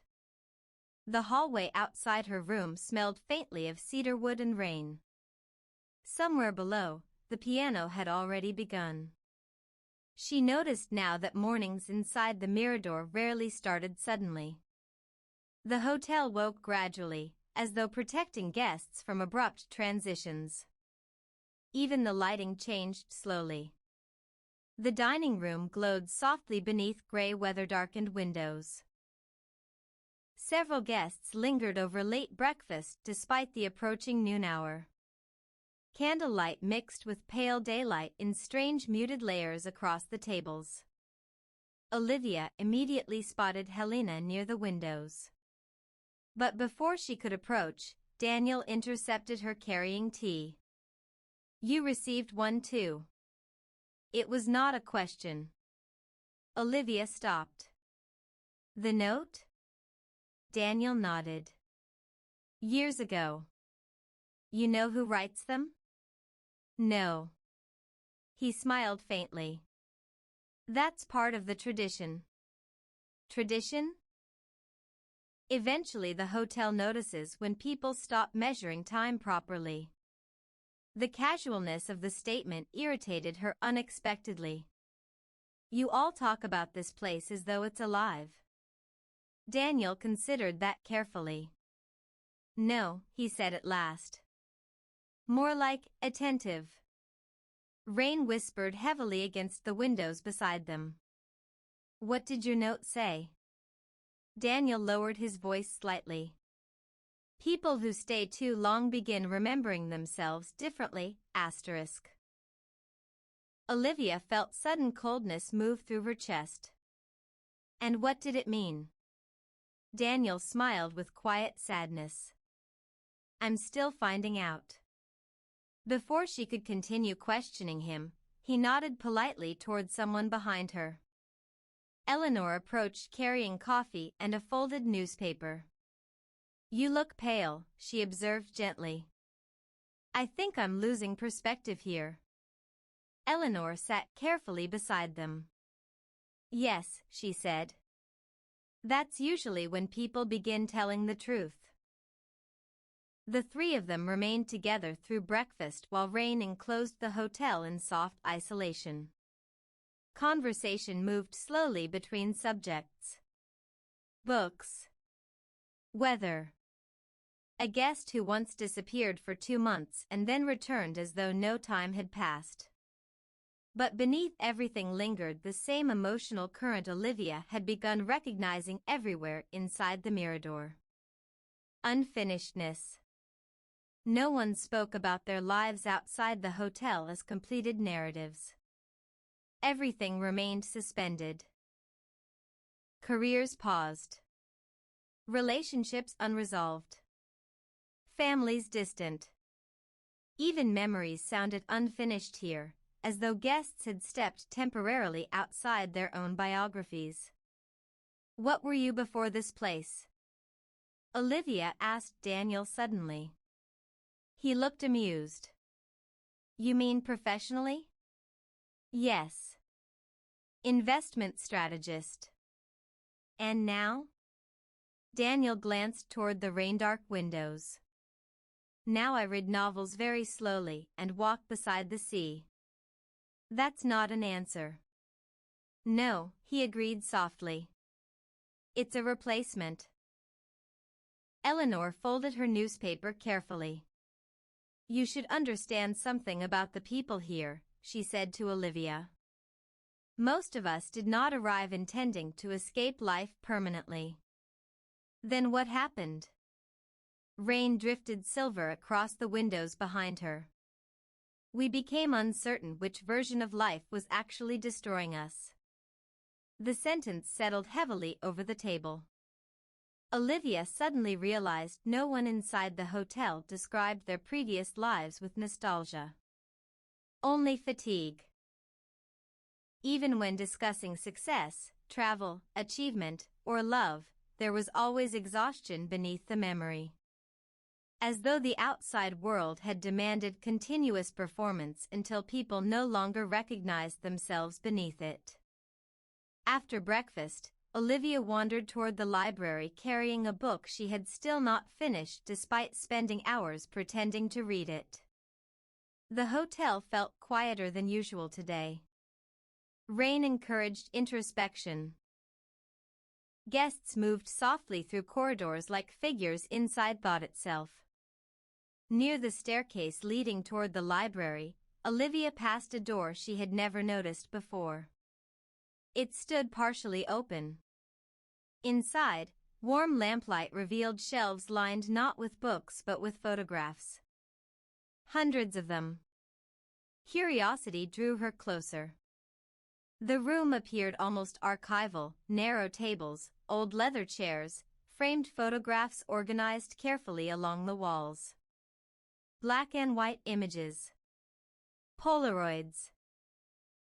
Faded snapshots curled slightly with age. All guests of the hotel. Different decades. Different fashions. Yet the same atmosphere persisted through every image. People sitting beside rain-dark windows. Reading near the fire. Walking alone along the cliffs. No one smiling broadly. No posed happiness. Instead, every photograph carried a strange emotional stillness, as though each person had been captured during private reflection rather than ordinary vacation memory. Olivia moved slowly through the room. Then she noticed something unsettling. Some faces appeared repeatedly across years. The same guests. Older gradually. Still at the hotel. A man standing beside the piano in 1998. Again beside the sea in 2005. Again reading in the lounge in 2013. The realization sent quiet unease through her. "How long have you been in here?" Olivia turned sharply. The concierge stood in the doorway holding a ring of brass keys. "I didn't realize this room existed," she admitted. "Most guests discover it eventually." "What is it?" A memory room, I suppose. He stepped inside carefully. People leave photographs behind over the years. Letters too, occasionally. Olivia looked again at the walls lined with faces and weather-softened moments. It feels sad. The concierge considered that. Yes, he said eventually. But not always unhappily. He approached one photograph near the far wall. A woman seated alone beneath the terrace arches overlooking the sea. Rain drifting beyond her. She stayed here 14 years, he said quietly. What happened to her? She left. Olivia looked surprised. She actually left? Yes. What made her go? The concierge smiled faintly. She remembered something she still wanted. The answer lingered painfully. Before Olivia could ask more, he added. The people who remain longest are often the people who no longer know what they want outside the hotel. Rain thickened beyond the narrow windows. The memory room suddenly felt suffocatingly intimate. Not because of tragedy. Because every photograph carried the same quiet emotional question. Who were these people before they arrived here? And who did they become afterward? Olivia left unsettled. The library offered temporary relief through familiar silence and ocean sound muffled beneath rain. Several guests occupied their usual places. Victor slept lightly near the fire with a medical journal open across his lap. The chess players argued softly over another endless game. Helena sat beside the windows writing in a notebook. Olivia joined her without speaking. For several minutes they simply listened to rain against glass. You found the photographs, Helena said eventually. How did you know? Everyone becomes quiet afterward. Olivia looked toward the gray sea barely visible beyond weather. Some of those people stayed for decades. Yes. That terrifies me. Helena closed her notebook carefully. It should. The honesty startled her. I thought you liked this place. I do. Then why should it terrify me? Helena studied her for a long moment. Because refuge can become identity very easily. The words struck painfully close. Olivia lowered her eyes toward the untouched book in her lap. I think I'm forgetting parts of myself here. No, Helena said softly. You're forgetting parts of your performance. Rain moved heavily across the windows now. The library darkened toward afternoon despite the early hour. What if those parts were necessary? Olivia asked quietly. Helena leaned back in her chair. When people first arrive here, they usually believe exhaustion is weakness. Eventually they understand exhaustion can also be information. Information about what? That something inside them was unsustainable. The fire crackled softly nearby. A page turned somewhere across the room. The hotel seemed to listen around them. Olivia hesitated before speaking again. I haven't thought seriously about work in days. And how does that feel? Relieving. She swallowed carefully. Too relieving. Helena nodded as though expecting this. The dangerous thing about emotional rest, she said, is that once people experience it, they become unwilling to return to lives built entirely around depletion. The afternoon dissolved slowly after that. Rain continued without interruption. Lunch stretched lazily into tea. Several guests gathered in the lounge afterward while the pianist played quietly near the fire. The atmosphere inside the Mirador deepened toward something almost dreamlike.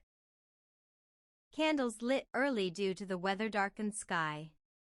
Voices lowered instinctively. The hotel felt suspended entirely outside ordinary chronology. Olivia found herself seated beside Eleanor near the windows while storm clouds erased the horizon once more. "Did you ever have children?" Olivia asked suddenly. Eleanor smiled softly. "No." "Do you regret that?" The older woman looked toward the rain. "Sometimes." She paused. "But regret changes shape as you age. Eventually it becomes less about decisions and more about versions of yourself that disappeared." Olivia absorbed this quietly. Eleanor folded her hands carefully in her lap. "When my husband died, everyone expected me to reconstruct my previous life immediately. Return to routines. Social obligations. Dinner invitations." She shook her head gently. "But grief had altered time for me completely." The phrase resonated deeply. Altered time. "Yes," Olivia whispered before realizing she'd spoken aloud. Eleanor glanced toward her kindly. "You feel it too now." The pianist shifted into another slow piece. Several guests stared into the fire with distant expressions.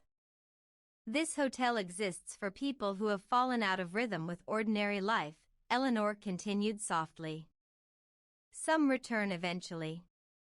Some don't." "And you?" Rain silvered the windows beside them. "I stopped asking myself that question years ago." The answer frightened Olivia more than sadness would have. Because Eleanor did not sound trapped. She sounded peaceful. That evening, the storm intensified violently. Wind struck the hotel in deep, powerful waves. The sea vanished entirely beyond darkness and rain. Guests gathered instinctively closer together inside the lounge after dinner. The fire burned brighter now. Piano music drifted softly through conversation and weather. Someone opened wine. Blankets appeared across chairs. The Mirador transformed during storms into something almost impossible to leave emotionally. Olivia sat beside Helena near the windows while lightning flickered faintly far out across the sea. "Do you know what people misunderstand about this place?" Helena asked quietly. "What?" "They think guests stay because the hotel is beautiful." Rain crashed suddenly against the glass. "But that isn't why," Helena continued. "Beauty alone fades quickly. What keeps people here is recognition." Olivia looked toward her. Recognition? The relief of being surrounded by others who understand exhaustion without requiring explanation. The truth of it settled painfully through her. Outside the hotel, Olivia had spent years translating her emotional state into acceptable language. Stress. Busy period. Need a vacation. She had never once said, "I no longer recognize the person I became while trying to survive my own life." But inside the Mirador, such truths seemed almost ordinary. The storm deepened around them. Wind moved through unseen spaces in the old building with low mournful sounds. Guests remained gathered near the fire long past midnight. No one appeared eager for sleep. Or perhaps no one wished to return alone to their rooms with the storm surrounding them. At some point Victor began quietly telling stories from his years as a surgeon. Not dramatic stories. Human ones. Patients who apologized while dying for being inconvenient. Families pretending hope for one another's sake. The terrible exhaustion of witnessing continuous suffering while remaining professionally composed. I came here because silence became the only thing that felt honest anymore, he admitted quietly. No one responded immediately. Because everyone understood. One by one, the guests began revealing pieces of themselves. A teacher who no longer remembered why she had once loved classrooms. A musician unable to perform without panic. A man who admitted he had spent 20 years building a company only to realize he hated every version of himself required to maintain it. Their stories remained unfinished. Not because they avoided endings. Because they genuinely did not know them yet. The hotel held people inside transition. That was its true purpose. Not escape. Suspension. A place between identities. Between exhaustion and decision. Between collapse and return. Near 2 in the morning, Olivia finally rose to leave. The storm still raged outside the windows. Firelight flickered softly across tired faces gathered around temporary warmth. As she crossed the lobby toward the staircase, she realized something with sudden terrifying clarity. No one at the Mirador spoke about the future anymore. Only weather. Books. Memories. Meals. The immediate emotional texture of the present moment. And perhaps that was how people stayed so long. Not through dramatic choice, but through gradual surrender of forward motion itself. Chapter 7: Why People Stayed. The storm lasted 3 days. By the second morning, the sea had disappeared completely.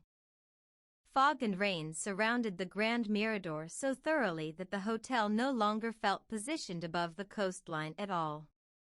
It felt afloat. Windows became mirrors after dusk. Corridors deepened into warm pools of amber light and shadow. Guests drifted through lounges carrying books and blankets while piano music moved softly through the building almost continuously, as though silence itself required careful management during storms of that magnitude. And somewhere within the long suspended rhythm of those days, Olivia stopped imagining departure entirely. Not consciously. The thought simply ceased appearing. She noticed this while sitting in the library one afternoon watching rain move against the windows in silver rivers. A book rested open in her lap unread for nearly 20 minutes while she listened to the fire and distant thunder beyond the cliffs. Suddenly she realized. She had not once pictured the train station that day. Nor her apartment. Nor work. Her life outside the hotel was beginning to lose emotional immediacy. Not memory. Texture. The realization unsettled her deeply enough that she closed the book at once and stood. The library felt too warm suddenly. Too safe. She crossed the corridor toward the lobby where several guests sat near the fire beneath dim afternoon light. Helena looked up from the armchair beside the piano almost immediately. "You're restless." "I need air." Helena glanced toward the storm-dark windows. "You chose an unfortunate week for clarity." Nevertheless, she rose and followed Olivia toward the covered terrace overlooking the sea. Wind struck them immediately upon opening the doors. Rain moved sideways through the arches in pale silver sheets. The ocean below remained invisible except for occasional white violence where waves collided with unseen cliffs. The storm erased scale completely. There was only weather and darkness. Olivia wrapped her coat tighter around herself. "I think the hotel is changing me too quickly." Helena leaned against the cold stone railing. "It changes everyone quickly. That shouldn't be normal." "No," Helena agreed softly. But neither is the level of exhaustion most people arrive with. Rain whispered across the terrace floor around them. Olivia watched the darkness where the sea should have been. I haven't checked my email in 2 days. And? I don't want to. Helena said nothing, which somehow made the admission feel more serious. I should care more, Olivia continued quietly. I should feel guilty or irresponsible or anxious. She looked toward Helena. Instead, I just feel relieved. Relief can reveal more truth than anxiety sometimes. The wind intensified briefly. Somewhere below the cliffs, waves exploded against stone with deep invisible force. Olivia hesitated before asking, "Why did everyone really stay here?" Helena's expression shifted subtly. Not surprise. Recognition. As though she had been waiting for the question. The honest answer? Yes. Rain moved silver through the arches around them. Because eventually the world outside begins demanding versions of people they can no longer survive being. The words landed with painful precision. Helena continued. The hotel doesn't seduce people through luxury. That part fades quickly. It seduces them through emotional permission. What does that mean? It allows people to stop performing continuously. Olivia lowered her eyes. A memory surfaced unexpectedly. Herself standing in an office bathroom months earlier staring at her reflection while rehearsing enthusiasm before a meeting. Not because she cared about the meeting. Because she no longer trusted her natural emotional responses around other people. How do you know when performance becomes unhealthy? She asked quietly. Helena smiled sadly. When silence feels more honest than conversation. They remained outside only a few minutes longer before the cold forced them back inside. Warmth enveloped them immediately. The contrast between storm and shelter had become one of the hotel's most psychologically dangerous qualities. Each return indoors felt like rescue. The lobby glowed softly beneath chandeliers dimmed against the weather-darkened afternoon. Firelight flickered across polished wood and thick carpets. Several guests sat reading while the pianist played quietly nearby. The Mirador transformed storms into intimacy. That evening after dinner, Victor invited several guests into the lounge for what he called confession hour, though the atmosphere remained too calm for the phrase to sound dramatic. Wine appeared. Tea. Blankets. The fire burned low and golden while rain surrounded the hotel in endless soft violence.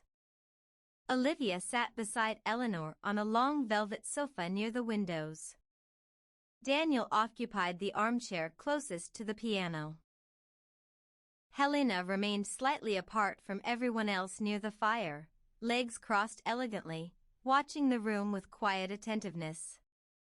The atmosphere felt less like social gathering and more like collective insomnia. No one seemed eager for sleep lately.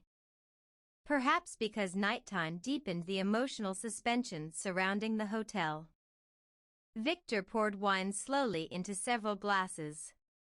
You asked Helena why people stay, he said, glancing toward Olivia. But everyone's answer is different. Rain rattled softly against the windows. For me, he continued, it was fatigue from witnessing suffering professionally while pretending it had no effect. The fire shifted beside him. In medicine, people praise endurance constantly. Working longer. Sleeping less. Remaining emotionally controlled no matter what enters the emergency room. He smiled faintly without humor. Eventually, I realized I had trained myself into emotional absence. Olivia listened carefully. Victor's voice carried unusual calm tonight. Not drunkenness. Release. The frightening thing, he continued softly, was that no one considered this unhealthy. They considered it successful. Several guests nodded subtly. No one interrupted. Eleanor spoke next. I stayed because grief altered the structure of ordinary life beyond recognition. The room remained quiet except for weather and piano. After my husband died, everyone expected recovery to resemble return. She folded her hands carefully in her lap. But I no longer understood the purpose of returning to routines built around someone who no longer existed. The honesty of the statement moved through the room gently. No pity followed. Only understanding. Daniel stared into his tea before speaking. I stayed because I became terrified of speed. Olivia looked toward him. I don't mean cars or travel, he clarified quietly. I mean the pace at which modern life consumes identity. He smiled faintly. Every year I earned more money and recognized myself less. Rain thickened outside. The windows reflected firelight now instead of sea. I thought exhaustion was temporary, Daniel continued. Then one morning I realized I couldn't remember the last week of my life clearly. Something inside Olivia tightened. Because she understood that too. Months of her previous life had dissolved into email chains, meetings, trains, fluorescent lighting, screens glowing late into sleepless evenings. Time had accumulated without sensation. The pianist shifted into another soft piece somewhere nearby. Helena remained silent longer than the others. Finally Victor glanced toward her. And you? Helena smiled slightly. You all know my answer already. No, Victor said gently. We know fragments. The room waited quietly. Rain whispered across the glass. At last Helena spoke. I stayed because I discovered I had built my entire life around becoming impressive rather than becoming alive. No one moved. No one even reached for wine. The sentence seemed to alter the atmosphere itself. Helena leaned back slowly in her chair. I spent years designing hotels for wealthy people seeking temporary emotional escape. Her gaze remained fixed on the fire. The irony is that I never once considered why so many people needed escape constantly in the first place. Lightning flickered faintly beyond the storm-dark windows. I worked continuously. Traveled constantly. Maintained relationships professionally rather than intimately. She smiled faintly. I became excellent at functioning while internally absent. Olivia felt sudden emotion rise unexpectedly in her throat. Not because Helena sounded tragic. Because she sounded familiar. When my engagement ended, Helena continued quietly, I realized something horrifying. She looked toward the room. The man I loved had not left suddenly. I had disappeared gradually long before he walked away. The fire crackled softly. Outside, wind moved violently around the cliffs. I came here intending to stay 1 week, Helena said. Instead, for the first time in years, I sat alone beside the sea without needing to become anything. Silence followed. Deep silence. Not awkwardness. Recognition. The hotel existed for precisely these conversations. Moments when exhausted strangers admitted truths too heavy for ordinary life. Olivia stared toward the windows where darkness concealed the ocean entirely. And now, she asked quietly. After 12 years? Helena considered the question carefully. Now I understand something I didn't when I arrived.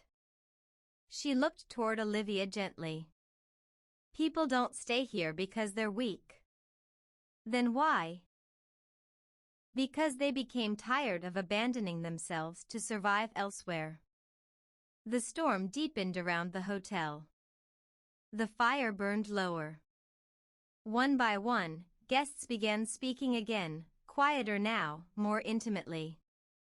A teacher admitted she had once loved students deeply before administrative exhaustion hollowed the feeling into routine. A musician confessed he no longer knew whether he enjoyed performing or merely feared disappointing audiences. Another guest described spending decades maintaining social charm so successfully that eventually no one noticed he was profoundly lonely. Their stories shared one terrible commonality. All of them had once believed depletion was adulthood. That emotional numbness was maturity. That continuous exhaustion was evidence of ambition or resilience or responsibility. The Mirador frightened people because it interrupted that illusion. Inside the hotel, life slowed enough for sensation to return. And once sensation returned, many guests discovered how unhappy they had truly become. Near midnight, the gathering dissolved gradually. Guests drifted toward sleep in soft, quiet movements. The pianist stopped playing. Rain continued. Olivia remained near the fire after most others had gone. Only Helena stayed beside her. The hotel felt enormous after midnight during storms. Hallways stretching endlessly beneath low golden lamps. Distant footsteps echoing softly through old wood. Wind moving around unseen corners of the building like breath. I think I understand now, Olivia said quietly. Helena looked toward her. Understand what? Why people stay. The admission frightened her as she spoke it. Helena remained silent. Olivia stared into the fire. Outside the hotel, everything feels structured around depletion.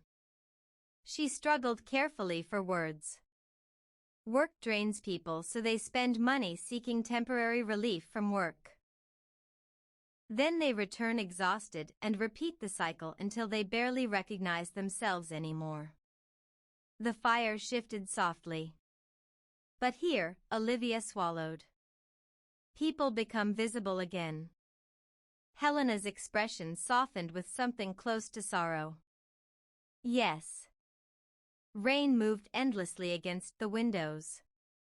Olivia suddenly imagined leaving the Mirador and returning immediately to fluorescent offices, crowded trains, endless digital urgency, conversations requiring performance rather than honesty.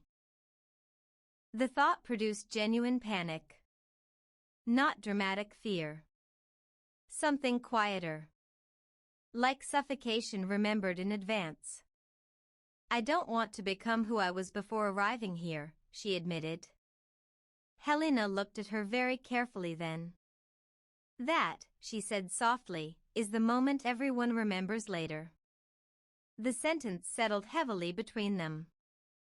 Olivia understood suddenly why guests spoke about their arrivals with such strange emotional clarity. Because eventually everyone reached this precise realization. The hotel had not changed them.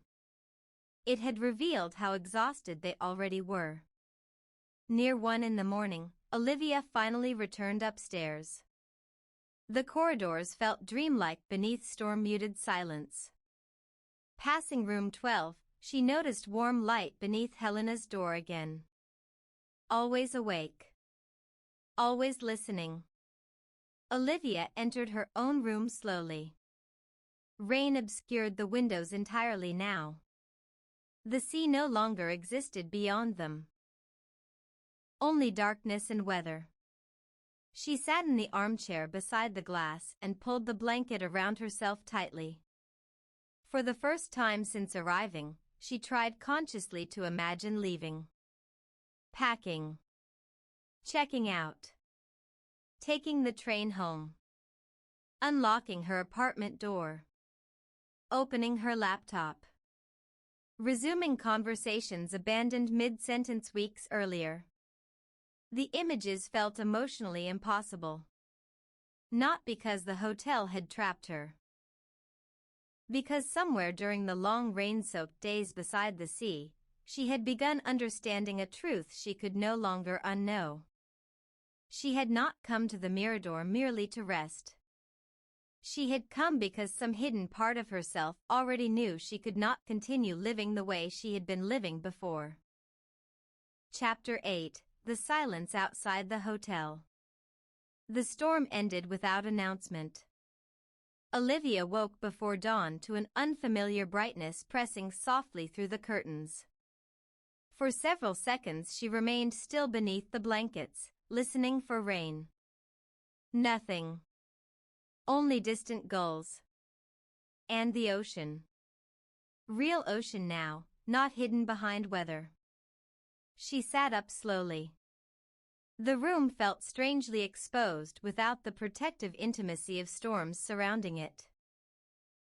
Clear mornings always carried subtle emotional danger inside the Mirador. The hotel seemed less self-contained when the horizon returned. Olivia crossed the room and opened the curtains. The sea stretched endlessly beneath pale silver light. Cold sunlight drifted across the water in fractured ribbons. Far below the cliffs, waves moved calmly against black rock polished by days of rain. And beyond the coastline, visible for the first time in nearly a week, lay the town. Small. Ordinary. Real. Smoke rose from chimneys. Cars moved along wet roads. A train crossed slowly near the station, its windows briefly catching morning light before disappearing behind buildings. The sight unsettled her unexpectedly. The world outside had continued functioning without her. People had gone to work. Answered messages. Bought groceries. Continued relationships. All while the Grand Mirador remained suspended above the sea like a separate emotional climate untouched by ordinary chronology. Olivia wrapped a sweater around herself and stood watching the town longer than intended. It looked farther away than it actually was. Not geographically. Psychologically. The distance frightened her. By the time she reached the dining room, sunlight had already transformed the atmosphere of the hotel completely. Windows stood partially open. Fresh ocean air drifted through the rooms carrying salt and cold brightness. Guests appeared quieter than usual this morning, as though clear weather forced everyone into reluctant awareness again. Several people sat near the windows staring toward the town below. No piano played. The silence felt almost ceremonial. Olivia chose her usual table overlooking the sea. The waiter brought coffee without speaking immediately. Only after placing the cup before her did he glance toward the windows. "People always become thoughtful after storms," he said softly. "Why?" "Because the outside world returns." He moved away before she could respond. Olivia watched sunlight move slowly across the water. For the first time in many days, she felt the full emotional existence of the world beyond the hotel pressing faintly against her thoughts again. Responsibilities. Conversations left unanswered. Life paused rather than ended. The realization produced anxiety sharp enough to feel unfamiliar now. "You feel it too." Helena stood beside the table holding tea. "The weather?" Olivia asked. "The distance." Helena sat across from her. Several moments passed quietly while sunlight flickered against porcelain cups and silverware around them. It's strange, Olivia admitted eventually. When the storms were happening, the hotel felt like the entire world. Helena nodded. That's why winter is dangerous here. Olivia looked again toward the town below the cliffs. From this height, ordinary life appeared almost fictional. Tiny moving cars. People crossing streets with umbrellas tucked beneath their arms. Somewhere down there, offices had already opened. Phones rang. Meetings began. The rhythm of obligation continued uninterrupted. I should probably go into town today, Olivia said suddenly. Helena did not react immediately. Probably, she agreed at last. The calmness of her answer surprised Olivia. You don't think that's a bad idea? No, Helena stirred lemon slowly into her tea. Actually, I think it's necessary. Necessary? The hotel becomes dangerous when people stop comparing it to anything else. The sentence lingered heavily.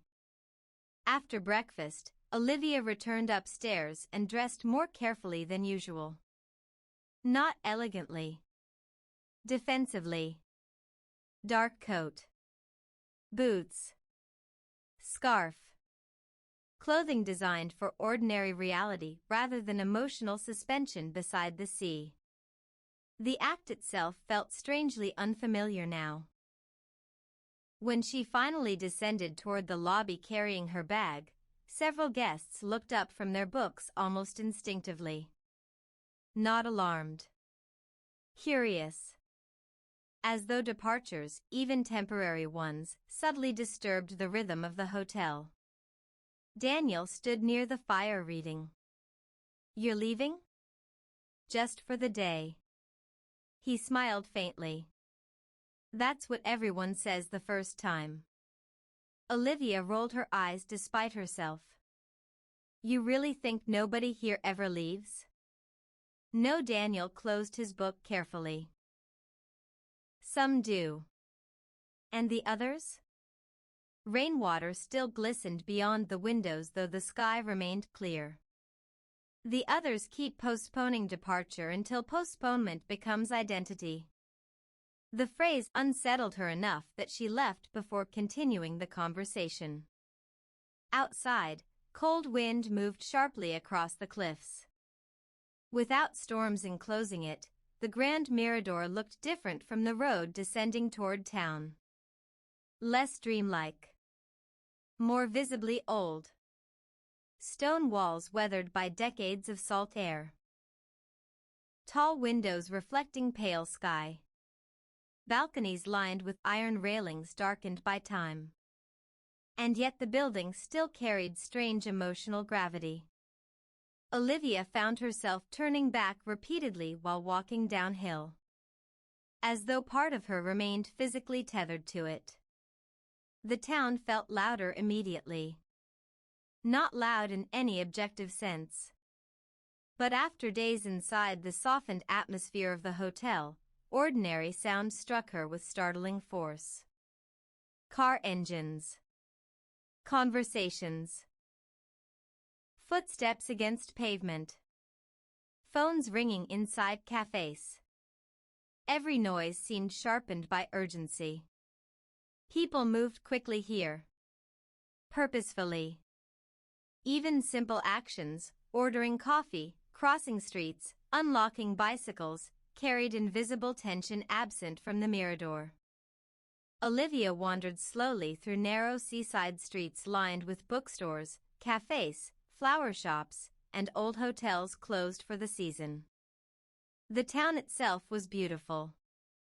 But it lacked the emotional stillness of the Grand Mirador. Everywhere she looked, people appeared slightly hurried. Slightly distracted. Connected invisibly to obligations waiting elsewhere. She entered a small bookstore near the harbor mostly to escape the wind. Warmth surrounded her immediately along with the smell of paper and coffee. The woman behind the counter glanced up politely. You're staying at the Mirador. It startled Olivia. How did you know? The woman smiled knowingly. We can always tell. How? The pace. Olivia frowned slightly. What does that mean? People from the hotel moved differently. The woman returned to arranging books. Slower. Like they've remembered something everyone else forgot. The observation unsettled her more deeply than she expected. She wandered through the bookstore pretending to browse while secretly studying her own reflection in darkened window glass. Did she really move differently already? Outside, people passed carrying shopping bags and umbrellas. A man argued quietly into his phone while crossing the harbor road. Two women hurried from a bakery balancing coffee cups. Everyone seemed emotionally elsewhere. Present physically. Absent mentally. The realization struck Olivia with uncomfortable force. Had she looked like that before arriving at the hotel? Had everyone? She bought a novel she did not need simply to prolong the interaction. As the bookseller wrapped it carefully in paper, she asked casually. Do many people stay long-term at the Mirador? The woman laughed softly. Oh yes. You know about that? Everyone in town knows. Olivia hesitated. What do they think about it? The bookseller considered this while tying string around the package. Most people envy them a little. Why? Because they stepped out of the machine. The phrase followed Olivia back into the cold street. Throughout the afternoon, she wandered farther through town trying to reconnect emotionally with ordinary life. She sat in a crowded cafe near the harbor. The noise exhausted her within minutes. She passed office buildings where fluorescent lights glowed above desks despite the sunlight outside. The sight produced immediate physical tension in her chest. At one point her phone vibrated repeatedly inside her coat pocket. Work. 3 missed calls. Several new emails marked urgent. Olivia stood motionless beneath the awning of a closed restaurant while rainwater dripped softly from rooftops around her. For nearly a full minute she simply stared at the screen. The language felt foreign suddenly. Escalation. Deliverables. Timeline adjustment. Follow-up needed immediately. Only 2 weeks earlier these messages would have accelerated her pulse instantly. She would have apologized, responded, reorganized her entire day around invisible corporate panic. Now she felt only exhaustion. Not even emotional exhaustion. Existential exhaustion. As though the entire structure of urgency itself had become unbearable to witness. She put the phone away unanswered. And for the first time since arriving at the coast, guilt did not follow immediately afterward. By late afternoon clouds gathered again over the sea. The town darkened gradually beneath approaching weather. Olivia realized she had been walking for hours without purpose. Not sightseeing. Comparing. Testing herself against ordinary life again. And the result disturbed her deeply. Because outside the Mirador, everything felt unbearably loud. Not acoustically. Emotionally. She found herself missing the hotel with growing physical intensity. The quiet corridors. The softened lighting. The absence of performance. The terrifying thing was not that the hotel felt comforting. It was that the rest of the world now felt actively harmful by comparison. As dusk approached, Olivia began climbing the road back toward the cliffs. Wind moved sharply through the pines lining the path. The sea below darkened toward steel blue beneath thickening clouds. And slowly, through evening fog, the Grand Mirador reappeared. Warm windows glowing against stone. Terraces illuminated softly by lamps. Smoke rising from chimneys. The sight produced immediate relief so powerful it frightened her. She stopped walking. Just for a moment. Standing there beneath the cold coastal wind, Olivia realized she was emotionally returning home. Not to her apartment. Not to her previous life. To the hotel. The awareness hollowed something quietly inside her. When she finally entered the lobby, warmth enveloped her at once. Firelight flickered softly against polished wood. Piano music drifted through the lounge again. Several guests looked up briefly from books and conversations before relaxing visibly at her return. As though her absence had subtly unsettled the emotional balance of the place. Helena sat near the fire reading. "You came back," she said gently. Olivia removed her coat slowly. "Yes." "How did it feel outside?" The question carried unusual seriousness. Olivia looked toward the windows where evening rain had already begun again beyond the glass. "Loud," she admitted. Helena nodded once. "That's usually when the real difficulty begins." Dinner that evening felt quieter than usual. Several guests asked casually about town conditions, bookstores, cafes, weather near the harbor. But beneath the conversation lingered another question no one voiced directly. How did ordinary life feel after the hotel? Olivia answered honestly. "Fast," she said at last. Everyone looked exhausted. Victor smiled faintly over his wine glass. "Yes." And nobody seemed present. They were physically there, but mentally somewhere else all the time. Eleanor folded her napkin carefully. That realization changes people. The pianist began another slow piece nearby. Rain moved softly across the windows once more, sealing the Mirador back into its familiar cocoon of weather and warmth. "I used to think the hotel was isolating people from reality," Olivia admitted quietly. "And now?" Helena asked. She looked around the dining room. At the candlelight. The tired but peaceful faces. The fire glowing beyond the lounge. The ocean invisible again beneath rain and darkness.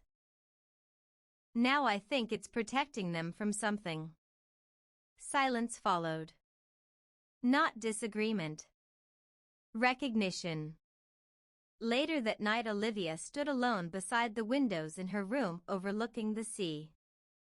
Rain had fully returned. The town below disappeared once more into fog and darkness until only a few distant lights remained visible near the harbor. Her phone lay untouched on the desk beside the anonymous note. Several new messages waited unanswered. She no longer felt capable of returning to those conversations honestly.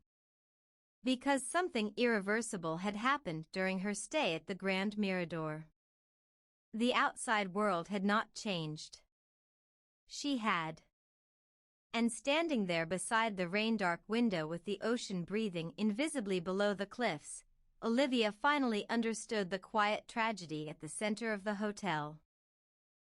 People stayed too long because eventually ordinary life no longer felt survivable in the same way it once had before they learned another way of existing was possible. Chapter 9: Deciding Whether to Leave. The next morning, Olivia woke with the unmistakable sensation that something had shifted during the night. Not in the hotel. Inside herself. Rain moved softly against the windows again, but lighter now, almost delicate after the violence of the previous storms. Pale gray dawn spread slowly across the sea beyond the glass, turning the water into brushed silver beneath drifting fog. For several long moments she remained motionless beneath the blankets, listening. The hotel breathed quietly around her. Distant footsteps somewhere below. The faint clinking of dishes being arranged for breakfast. Water moving through old pipes inside the walls. And beneath everything else, the ocean. Always the ocean. She had grown so accustomed to these sounds that they no longer felt external. They had entered the architecture of her thoughts. That realization should have frightened her immediately. Instead, she felt grief. A strange anticipatory grief. As though some part of her already understood that the decision she had been postponing internally could no longer remain suspended much longer. Stay. Or leave. The question had finally become unavoidable. She sat up slowly and reached for her phone on the bedside table. 23 unread emails. 7 missed calls. 2 messages from her mother. The sight no longer produced panic. Only distance. That frightened her more than anxiety ever had. Outside the hotel, people were still urgently trying to reach the version of Olivia who existed before the coast. But that woman now felt oddly theoretical. Like someone she remembered rather than someone she still entirely was. She stood and crossed toward the window. Fog moved slowly across the cliffs below, dissolving portions of the sea into whiteness before revealing them again. The Mirador looked beautiful during weather like this. Not luxurious. Protective. That was the dangerous quality at the center of the hotel. It did not tempt people through pleasure alone. It offered emotional shelter. And once someone exhausted discovered true shelter, returning voluntarily to environments built around depletion became psychologically difficult in ways outsiders rarely understood. Olivia dressed slowly. When she finally descended toward breakfast, the hotel seemed quieter than usual. Not empty. Thoughtful. Guests spoke more softly this morning. Several sat alone near the windows staring out toward the rain-covered sea with expressions Olivia now recognized clearly. The expression of people thinking about leaving.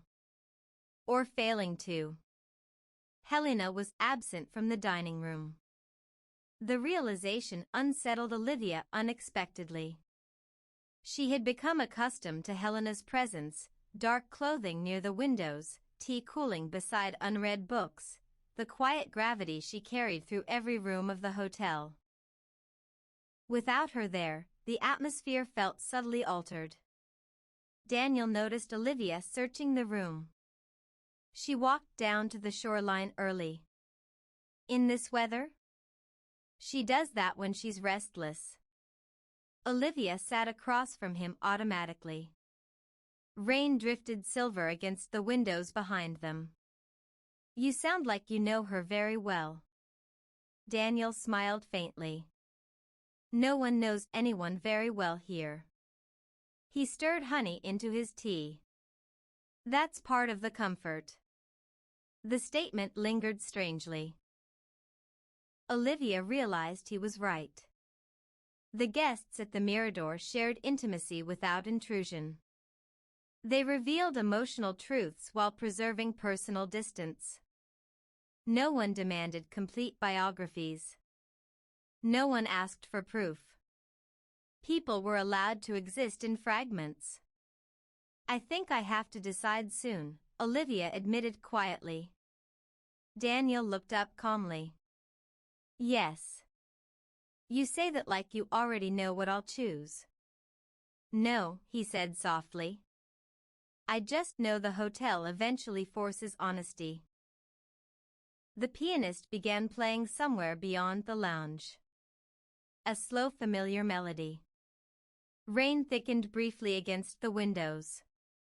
I used to think staying here too long meant weakness, Olivia said after a while. And now? She watched a gull vanish into fog beyond the cliffs. Now I think maybe some people are simply too exhausted to return immediately. Daniel nodded. That's closer to the truth. But you still haven't left. His expression shifted almost imperceptibly then. Not shame. Something more complicated. I tell myself I'm recovering, he said quietly. But sometimes I wonder whether I'm simply postponing becoming unhappy again. The honesty of the admission moved through Olivia painfully. Because she understood exactly what he meant. That afternoon, unable to tolerate the stillness of her room, Olivia wandered through the hotel aimlessly. The corridors felt increasingly familiar now. She knew which windows overlooked the roughest part of the coastline. Which staircases remained warmest during storms. Which lounges filled first after dinner. The Mirador had become emotionally navigable to her. And that, more than anything else, terrified her. She passed the memory room again. This time the door stood fully open. After hesitating only briefly, she entered. The photographs lined the walls in careful quiet rows beneath warm lamps. Faces. Decades. Lives paused inside the same softened atmosphere. Olivia moved slowly through the room. The more time she spent at the hotel, the more she understood what connected all these images. Not sadness. Not escape. Relief. Every photograph contained some trace of relief visible beneath the stillness. As though the subjects had finally stopped running long enough to feel their own exhaustion. She paused before one black and white image showing the terrace during heavy rain sometime decades earlier. Several guests sat beneath blankets overlooking the sea. And there, near the edge of the frame, stood Helena. Younger. But unmistakably Helena. Olivia stared at the photograph for a long moment. 12 years. The number suddenly felt real in a way it never had before. Not abstract. Accumulated. A life measured in storms, books, winter mornings beside the sea. People always stop at that photograph. Olivia turned. Eleanor stood in the doorway holding a folded umbrella. She looks lonely, Olivia said quietly. Eleanor approached slowly.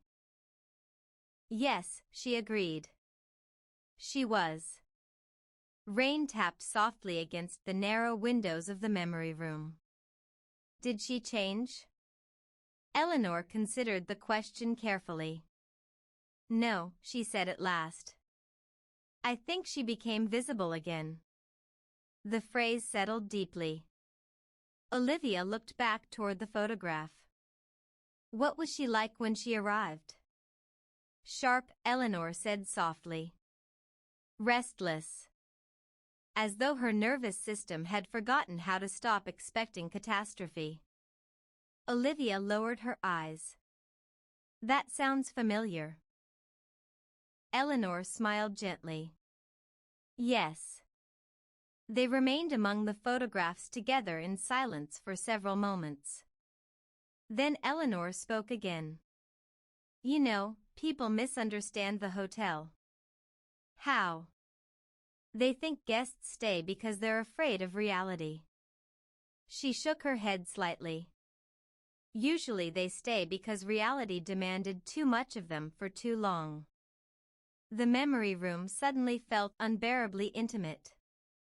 All those faces preserved across decades. Not people hiding from life. People trying to recover enough of themselves to continue living it honestly. Did you ever regret staying? Olivia asked quietly. Eleanor looked toward the rain-dark windows. Every now and then. She smiled faintly. But I also regret the version of myself who existed before arriving. That evening the weather cleared briefly again. Not sunlight. Only calm. The sea emerged from fog dark and endless beneath low silver clouds. Wind moved softly along the terraces carrying cold salt air through partially opened windows. Guests drifted outdoors instinctively. The hotel always breathed differently during pauses between storms. Olivia found Helena near the cliffside terrace overlooking the water. She stood alone beneath one of the stone arches, hands resting lightly against the railing while waves moved below in slow white lines. "You disappeared this morning," Olivia said quietly. Helena glanced toward her. "I needed distance from the building." "You too?" Helena smiled faintly. "Especially me." The wind moved strands of dark hair across her face. For several moments neither spoke. The sea below seemed almost unreal in its vastness. "I saw your photograph in the memory room," Olivia admitted eventually. Helena nodded once. "I wondered when that would happen." "You looked different." "I was different." "No," Olivia said softly. "I don't think you were." Helena looked at her carefully then. The silence between them deepened. "I think I have to leave," Olivia said suddenly. The words surprised even her as they emerged. Not because they were untrue. Because speaking them aloud made them painfully real. Helena turned back toward the sea. "Yes," she said quietly. Olivia stared at her. "That's all?" "What else should I say?" "I thought you'd try to convince me to stay." Helena's expression softened almost imperceptibly. The hotel already does enough convincing on its own. Wind moved through the terrace arches around them. Olivia wrapped her coat tighter. "I don't want to go back to who I was before." "You won't." The certainty in Helena's voice startled her. "How can you know that?" "Because you've seen yourself too clearly here." The sea darkened gradually as evening settled over the coastline. Far below, waves moved endlessly against stone. "I'm afraid," Olivia admitted quietly. "Yes." "What if nothing changes when I leave?" Helena looked toward her then with unusual directness. "That's the real question, isn't it?" The answer settled painfully inside her chest. Because the fear was not merely returning. It was returning unchanged. Returning to fluorescent offices and hurried conversations and emotional absence while carrying the memory of another possible way to live. "What if I can't survive that life anymore?" Olivia whispered. Helena remained silent for several moments. Then you'll have to build another one." The simplicity of the answer nearly made Olivia cry. No dramatic revelation. No mystical comfort. Only truth. The hotel could not save people permanently. It could only reveal what exhaustion had been hiding from them. Eventually everyone still had to choose what came afterward. They remained on the terrace until darkness began swallowing the sea entirely. Inside, lamps glowed warmly against windows. Piano music drifted faintly from the lounge. The Mirador looked impossibly beautiful at dusk. A place suspended between memory and weather. And for the first time since arriving, Olivia understood fully why leaving hurt people so deeply. Not because they loved the hotel itself. Because inside it, they had briefly encountered unperformed versions of themselves. Dinner that evening felt strangely ceremonial. Several guests gathered near the long windows while rain threatened again beyond the horizon. Candles flickered softly across wine glasses and silverware. No one spoke loudly. The atmosphere carried the quiet awareness of approaching endings. At some point Victor raised his glass toward Olivia gently. "You've decided." It was not a question. She nodded. "When?" "Tomorrow morning." Silence followed briefly. Then Eleanor smiled softly. "Good." The answer startled Olivia more than sadness would have. "You think I should leave?" "I think," Eleanor said carefully, "that the purpose of refuge is recovery, not disappearance." The words settled heavily over the table. Daniel looked toward the windows thoughtfully. The difficulty is that people rarely know when recovery becomes avoidance. Rain began again softly outside. Olivia felt sudden grief rising unexpectedly through her chest. Not regret exactly. Something stranger. As though she were preparing to leave a version of herself behind inside the hotel forever. Later that night, unable to sleep, she walked alone through the corridors one final time. The Mirador after midnight felt quieter than ever before. Lamps glowing softly against patterned walls. Distant ocean sound beneath rain. Occasional light visible beneath guest room doors. Temporary lives continuing quietly through the night. She passed room 12. Warm light glowed beneath Helena's door again. Always awake. Always listening. Olivia almost knocked. Instead she kept walking. At the far end of the corridor, she stopped beside the large window overlooking the invisible sea. Rain moved silver across the glass. Beyond it, darkness. She thought about the person who had arrived here weeks earlier carrying exhaustion she could barely name. That woman had believed rest meant temporary escape before returning unchanged. Now Olivia understood something far more unsettling. Rest was not neutral. Real rest altered people.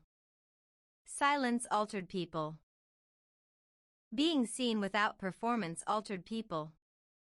And once altered, returning to previous versions of oneself became impossible. The hotel had not ruined her ability to live outside it. It had ruined her ability to live dishonestly.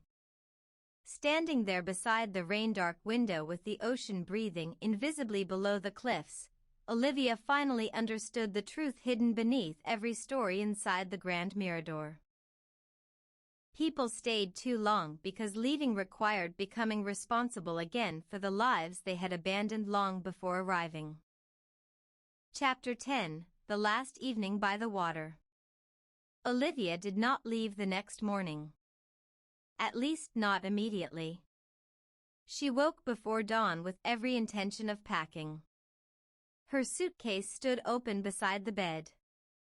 Several folded sweaters rested neatly on the chair.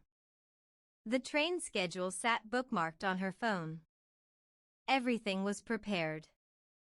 Everything was reasonable. And yet she remained seated beside the window for nearly an hour watching pale morning light spread across the sea. The horizon had returned overnight. For the first time in many days, the ocean stretched uninterrupted toward the edge of the world. No fog. No rain.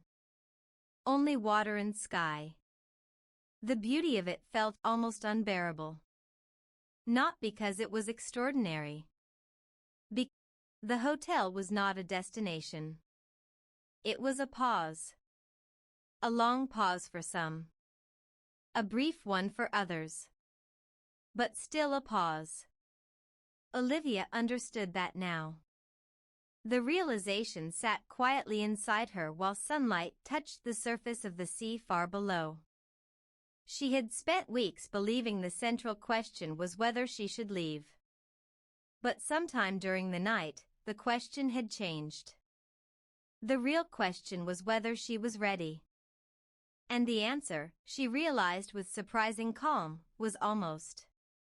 Not quite. Almost. So instead of packing immediately, she dressed slowly and went downstairs. One more day. One final day. The thought settled inside her without guilt. Not postponement. Completion. She needed to say goodbye properly. Not to the hotel. To the life she had lived inside it. The dining room felt unusually bright that morning. Sunlight moved across white tablecloths and polished silverware. Guests occupied their familiar places near the windows. Coffee steamed gently above porcelain cups. Everything appeared exactly as it always had. And yet Olivia noticed details differently now. The curve of the coastline beyond the glass. The worn edge of a wooden chair. The way Eleanor always folded her napkin before sitting. The way Daniel paused briefly before opening any book. The small rituals she had absorbed unconsciously. Perhaps that was what people carried away from places like this. Not grand lessons. Patterns of attention. Helena sat near the far windows. Waiting. As though she had already known. You stayed. Olivia smiled faintly. One more day. Helena nodded. The last day is important. Why? Because people finally stop imagining they'll stay forever. The answer contained no sadness. Only clarity. Breakfast passed slowly. Conversations drifted naturally through the room. Victor spoke about the weather. Daniel argued gently with Eleanor about a novel neither of them entirely liked. A waiter refilled coffee cups without asking. The ordinary rhythm of the hotel continued exactly as before. And Olivia felt something she had not expected. Gratitude. Not attachment. Not desperation. Gratitude. The distinction mattered. After breakfast she packed most of her belongings. Not because she feared changing her mind. Because she no longer needed to. The decision had finally become real. As she folded clothes into her suitcase, the room already felt slightly different. Less like a refuge. More like a memory forming.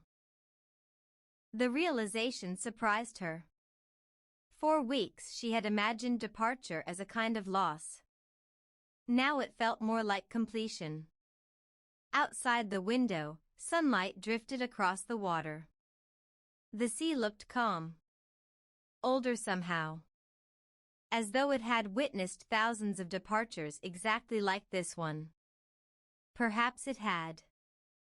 Around midday, Olivia found herself wandering through the hotel one final time. The library. The lounge. The long corridors lined with paintings. The memory room. She paused there longest. The photographs seemed different now. Not warnings. Not temptations. Simply records. People passing through a strange and necessary season of their lives. Some had stayed months. Some years. Some decades. But eventually every photograph became the same thing. Evidence that someone had once needed shelter. Nothing more. Nothing less. Olivia stood before Helena's old photograph again. The younger Helena staring toward the sea beneath heavy rain. For the first time, Olivia noticed something she had missed before. Hope. Not happiness. Hope. The photograph did not show someone hiding. It showed someone waiting. Waiting to become visible to herself again. A soft voice interrupted her thoughts. You see it now. Olivia turned. Helena stood in the doorway.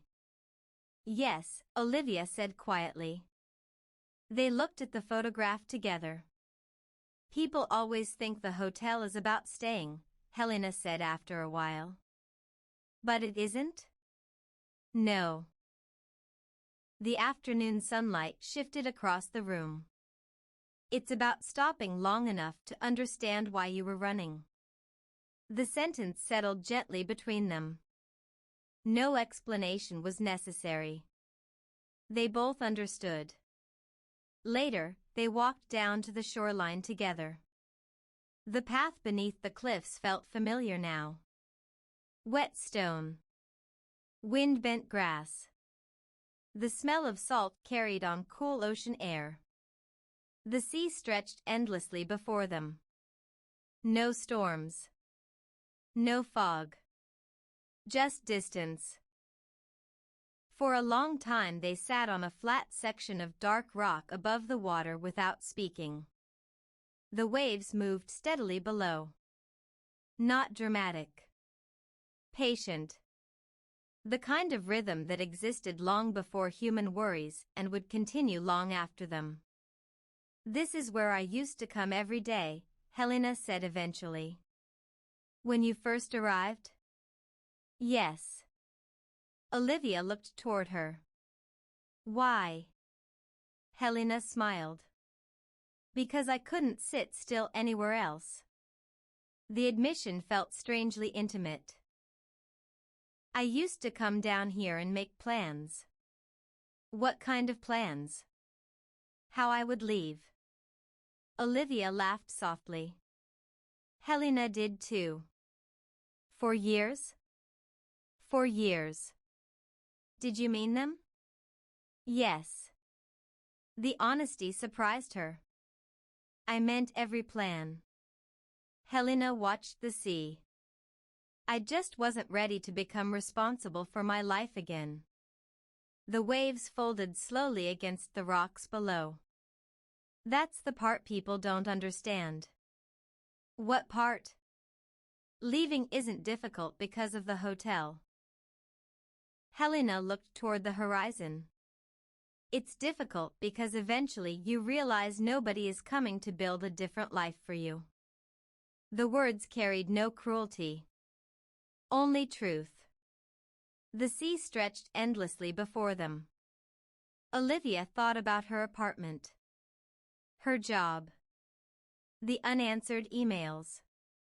The conversations waiting for her. Weeks ago those things had felt like prison bars. Now they felt different. Not easier. Just unfinished. The difference mattered.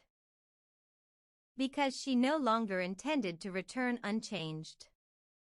And perhaps that was enough.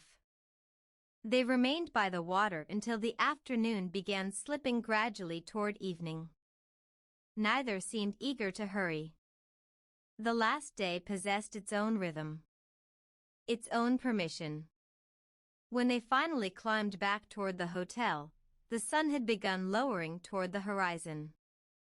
Golden light touched the windows of the Mirador. For a brief moment the building looked almost unreal.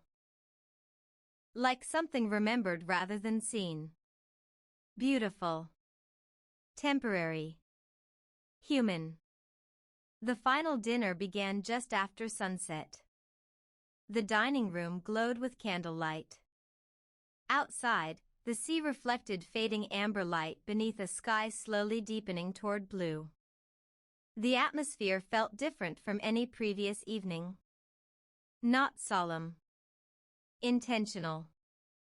The guests seemed aware of Olivia's departure without discussing it directly. Conversations drifted naturally around books, weather, travel, and memory. The pianist played softly in the background. Wine glasses caught reflections of candle flames. And throughout the evening, Olivia felt increasingly calm. The fear that had followed her for weeks was gone. Not because she suddenly knew exactly what would happen next. Because she had accepted that uncertainty would travel with her. No hotel could solve that. No refuge could. Eventually everyone returned to ordinary life carrying unanswered questions. The goal was not certainty. The goal was honesty. After dinner, several guests moved into the lounge near the fire. The windows stood slightly open. Cool ocean air drifted inside. Someone brought tea. Someone else opened another bottle of wine. The evening unfolded slowly. Stories emerged. Not dramatic stories. Human ones. The kinds of stories people tell only when they no longer need to impress one another. Victor spoke about medicine. Eleanor spoke about grief. Daniel spoke about learning how to sit quietly after decades of motion. And eventually, everyone turned toward Olivia. Not demanding a speech. Simply waiting. She stared into the fire for several moments. Then smiled. When I arrived, she said quietly, I thought I was tired because I needed a vacation. Soft laughter moved through the room. Yes, Daniel said. That seems to be the standard diagnosis. Olivia laughed too. The fire crackled gently. But I wasn't tired because I needed rest. The room remained still. She looked around at the faces illuminated by firelight and lamp glow. The people who had become part of her life without ever demanding ownership of it. I was tired because I had spent years becoming someone I didn't recognize. No one interrupted. Outside, the sea moved invisibly beyond the darkness. The hotel didn't change that, she continued. It just made it impossible to ignore. The fire shifted softly. And for the first time since arriving, Olivia felt no need to explain herself further. Everyone understood. Because they had all arrived carrying versions of the same truth. The evening continued. Slowly. Beautifully. Until one by one the guests drifted away toward sleep. Eventually only Helena and Olivia remained beside the fire. The hotel had become very quiet. The piano was silent now. The sea whispered faintly beyond open windows. The hour felt suspended. Neither late nor early. Simply present. You know, Helena said softly, I was afraid you would stay. Olivia looked up. Really? Yes. The confession surprised her. Why? Helena watched the dying fire. Because the hotel is seductive when people first discover themselves here. The last embers glowed softly. But that's not where life happens. Olivia understood. The Mirador was not meant to become permanent. Not really. Its purpose was interruption. A place where people stopped long enough to hear themselves again. Then chose what to do next. Eventually. Hopefully. The fire settled lower. Outside, moonlight touched portions of the sea. You'll be all right, Helena said quietly. It wasn't reassurance. It was observation.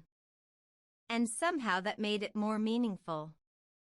A little later, Olivia stepped outside alone. The terrace overlooked the water beneath moonlight. The night was clear. The sea stretched endlessly toward darkness. No storms. No fog. No rain. Just distance. She rested her hands against the stone railing and breathed the cold air. Below, waves moved slowly against the cliffs. Behind her, the hotel glowed warmly. The Grand Mirador. The beautiful place where people stayed too long. The place where exhausted strangers learned how tired they truly were. The place where loneliness softened. Where time loosened. Where unfinished lives paused beside the sea. And standing there beneath moonlight and salt air, Olivia finally understood something she had been approaching for weeks. The people who stayed too long were not weak. They were afraid. Not of the outside world. Not of work. Not of responsibility. They were afraid of becoming who they used to be. The hotel offered an alternative. A temporary life. A gentler identity. A version of existence built around quiet instead of urgency. And for many people, letting go of that felt impossible. But eventually, everyone faced the same choice. Stay hidden. Or carry what they had learned back into the world. The sea moved patiently below. Olivia stood there a long time. Long enough for the hotel behind her to grow quiet. Long enough for the moon to rise higher above the water. Long enough to feel the ending settle softly inside her. The next morning, she left. No dramatic farewell. No speeches. No tears. The Mirador did not believe in those things. The concierge wished her safe travels. Eleanor hugged her briefly. Daniel handed her a book. Victor shook her hand. And Helena walked with her to the entrance. The taxi waited beneath a pale gray sky. The sea stretched behind the hotel. Endless. Beautiful. Unfinished. For a moment, neither woman spoke. Then Helena smiled. Don't come back too quickly. Olivia laughed softly. I'll try. They stood together beneath the cool coastal air. And then Helena said the last thing Olivia would carry with her for years afterward. Remember, she said gently. The goal was never to stay here forever. Olivia looked toward the ocean. Then back toward the hotel. Toward the windows. The terraces. The fire-lit rooms. The temporary lives. And finally she nodded. Because she understood. Some people stay too long in beautiful places because they are afraid of returning to who they used to be. But eventually, if they are fortunate, they leave not because they are healed. Not because they are certain. Not because they are ready. They leave because they have finally remembered that the life waiting outside still belongs to them. The taxi pulled away slowly. The hotel grew smaller behind her. Then smaller still. Until eventually it disappeared into coastal fog. And ahead, beyond the winding road and the sea and the uncertain future, ordinary life waited. Not unchanged. Neither was she. The end.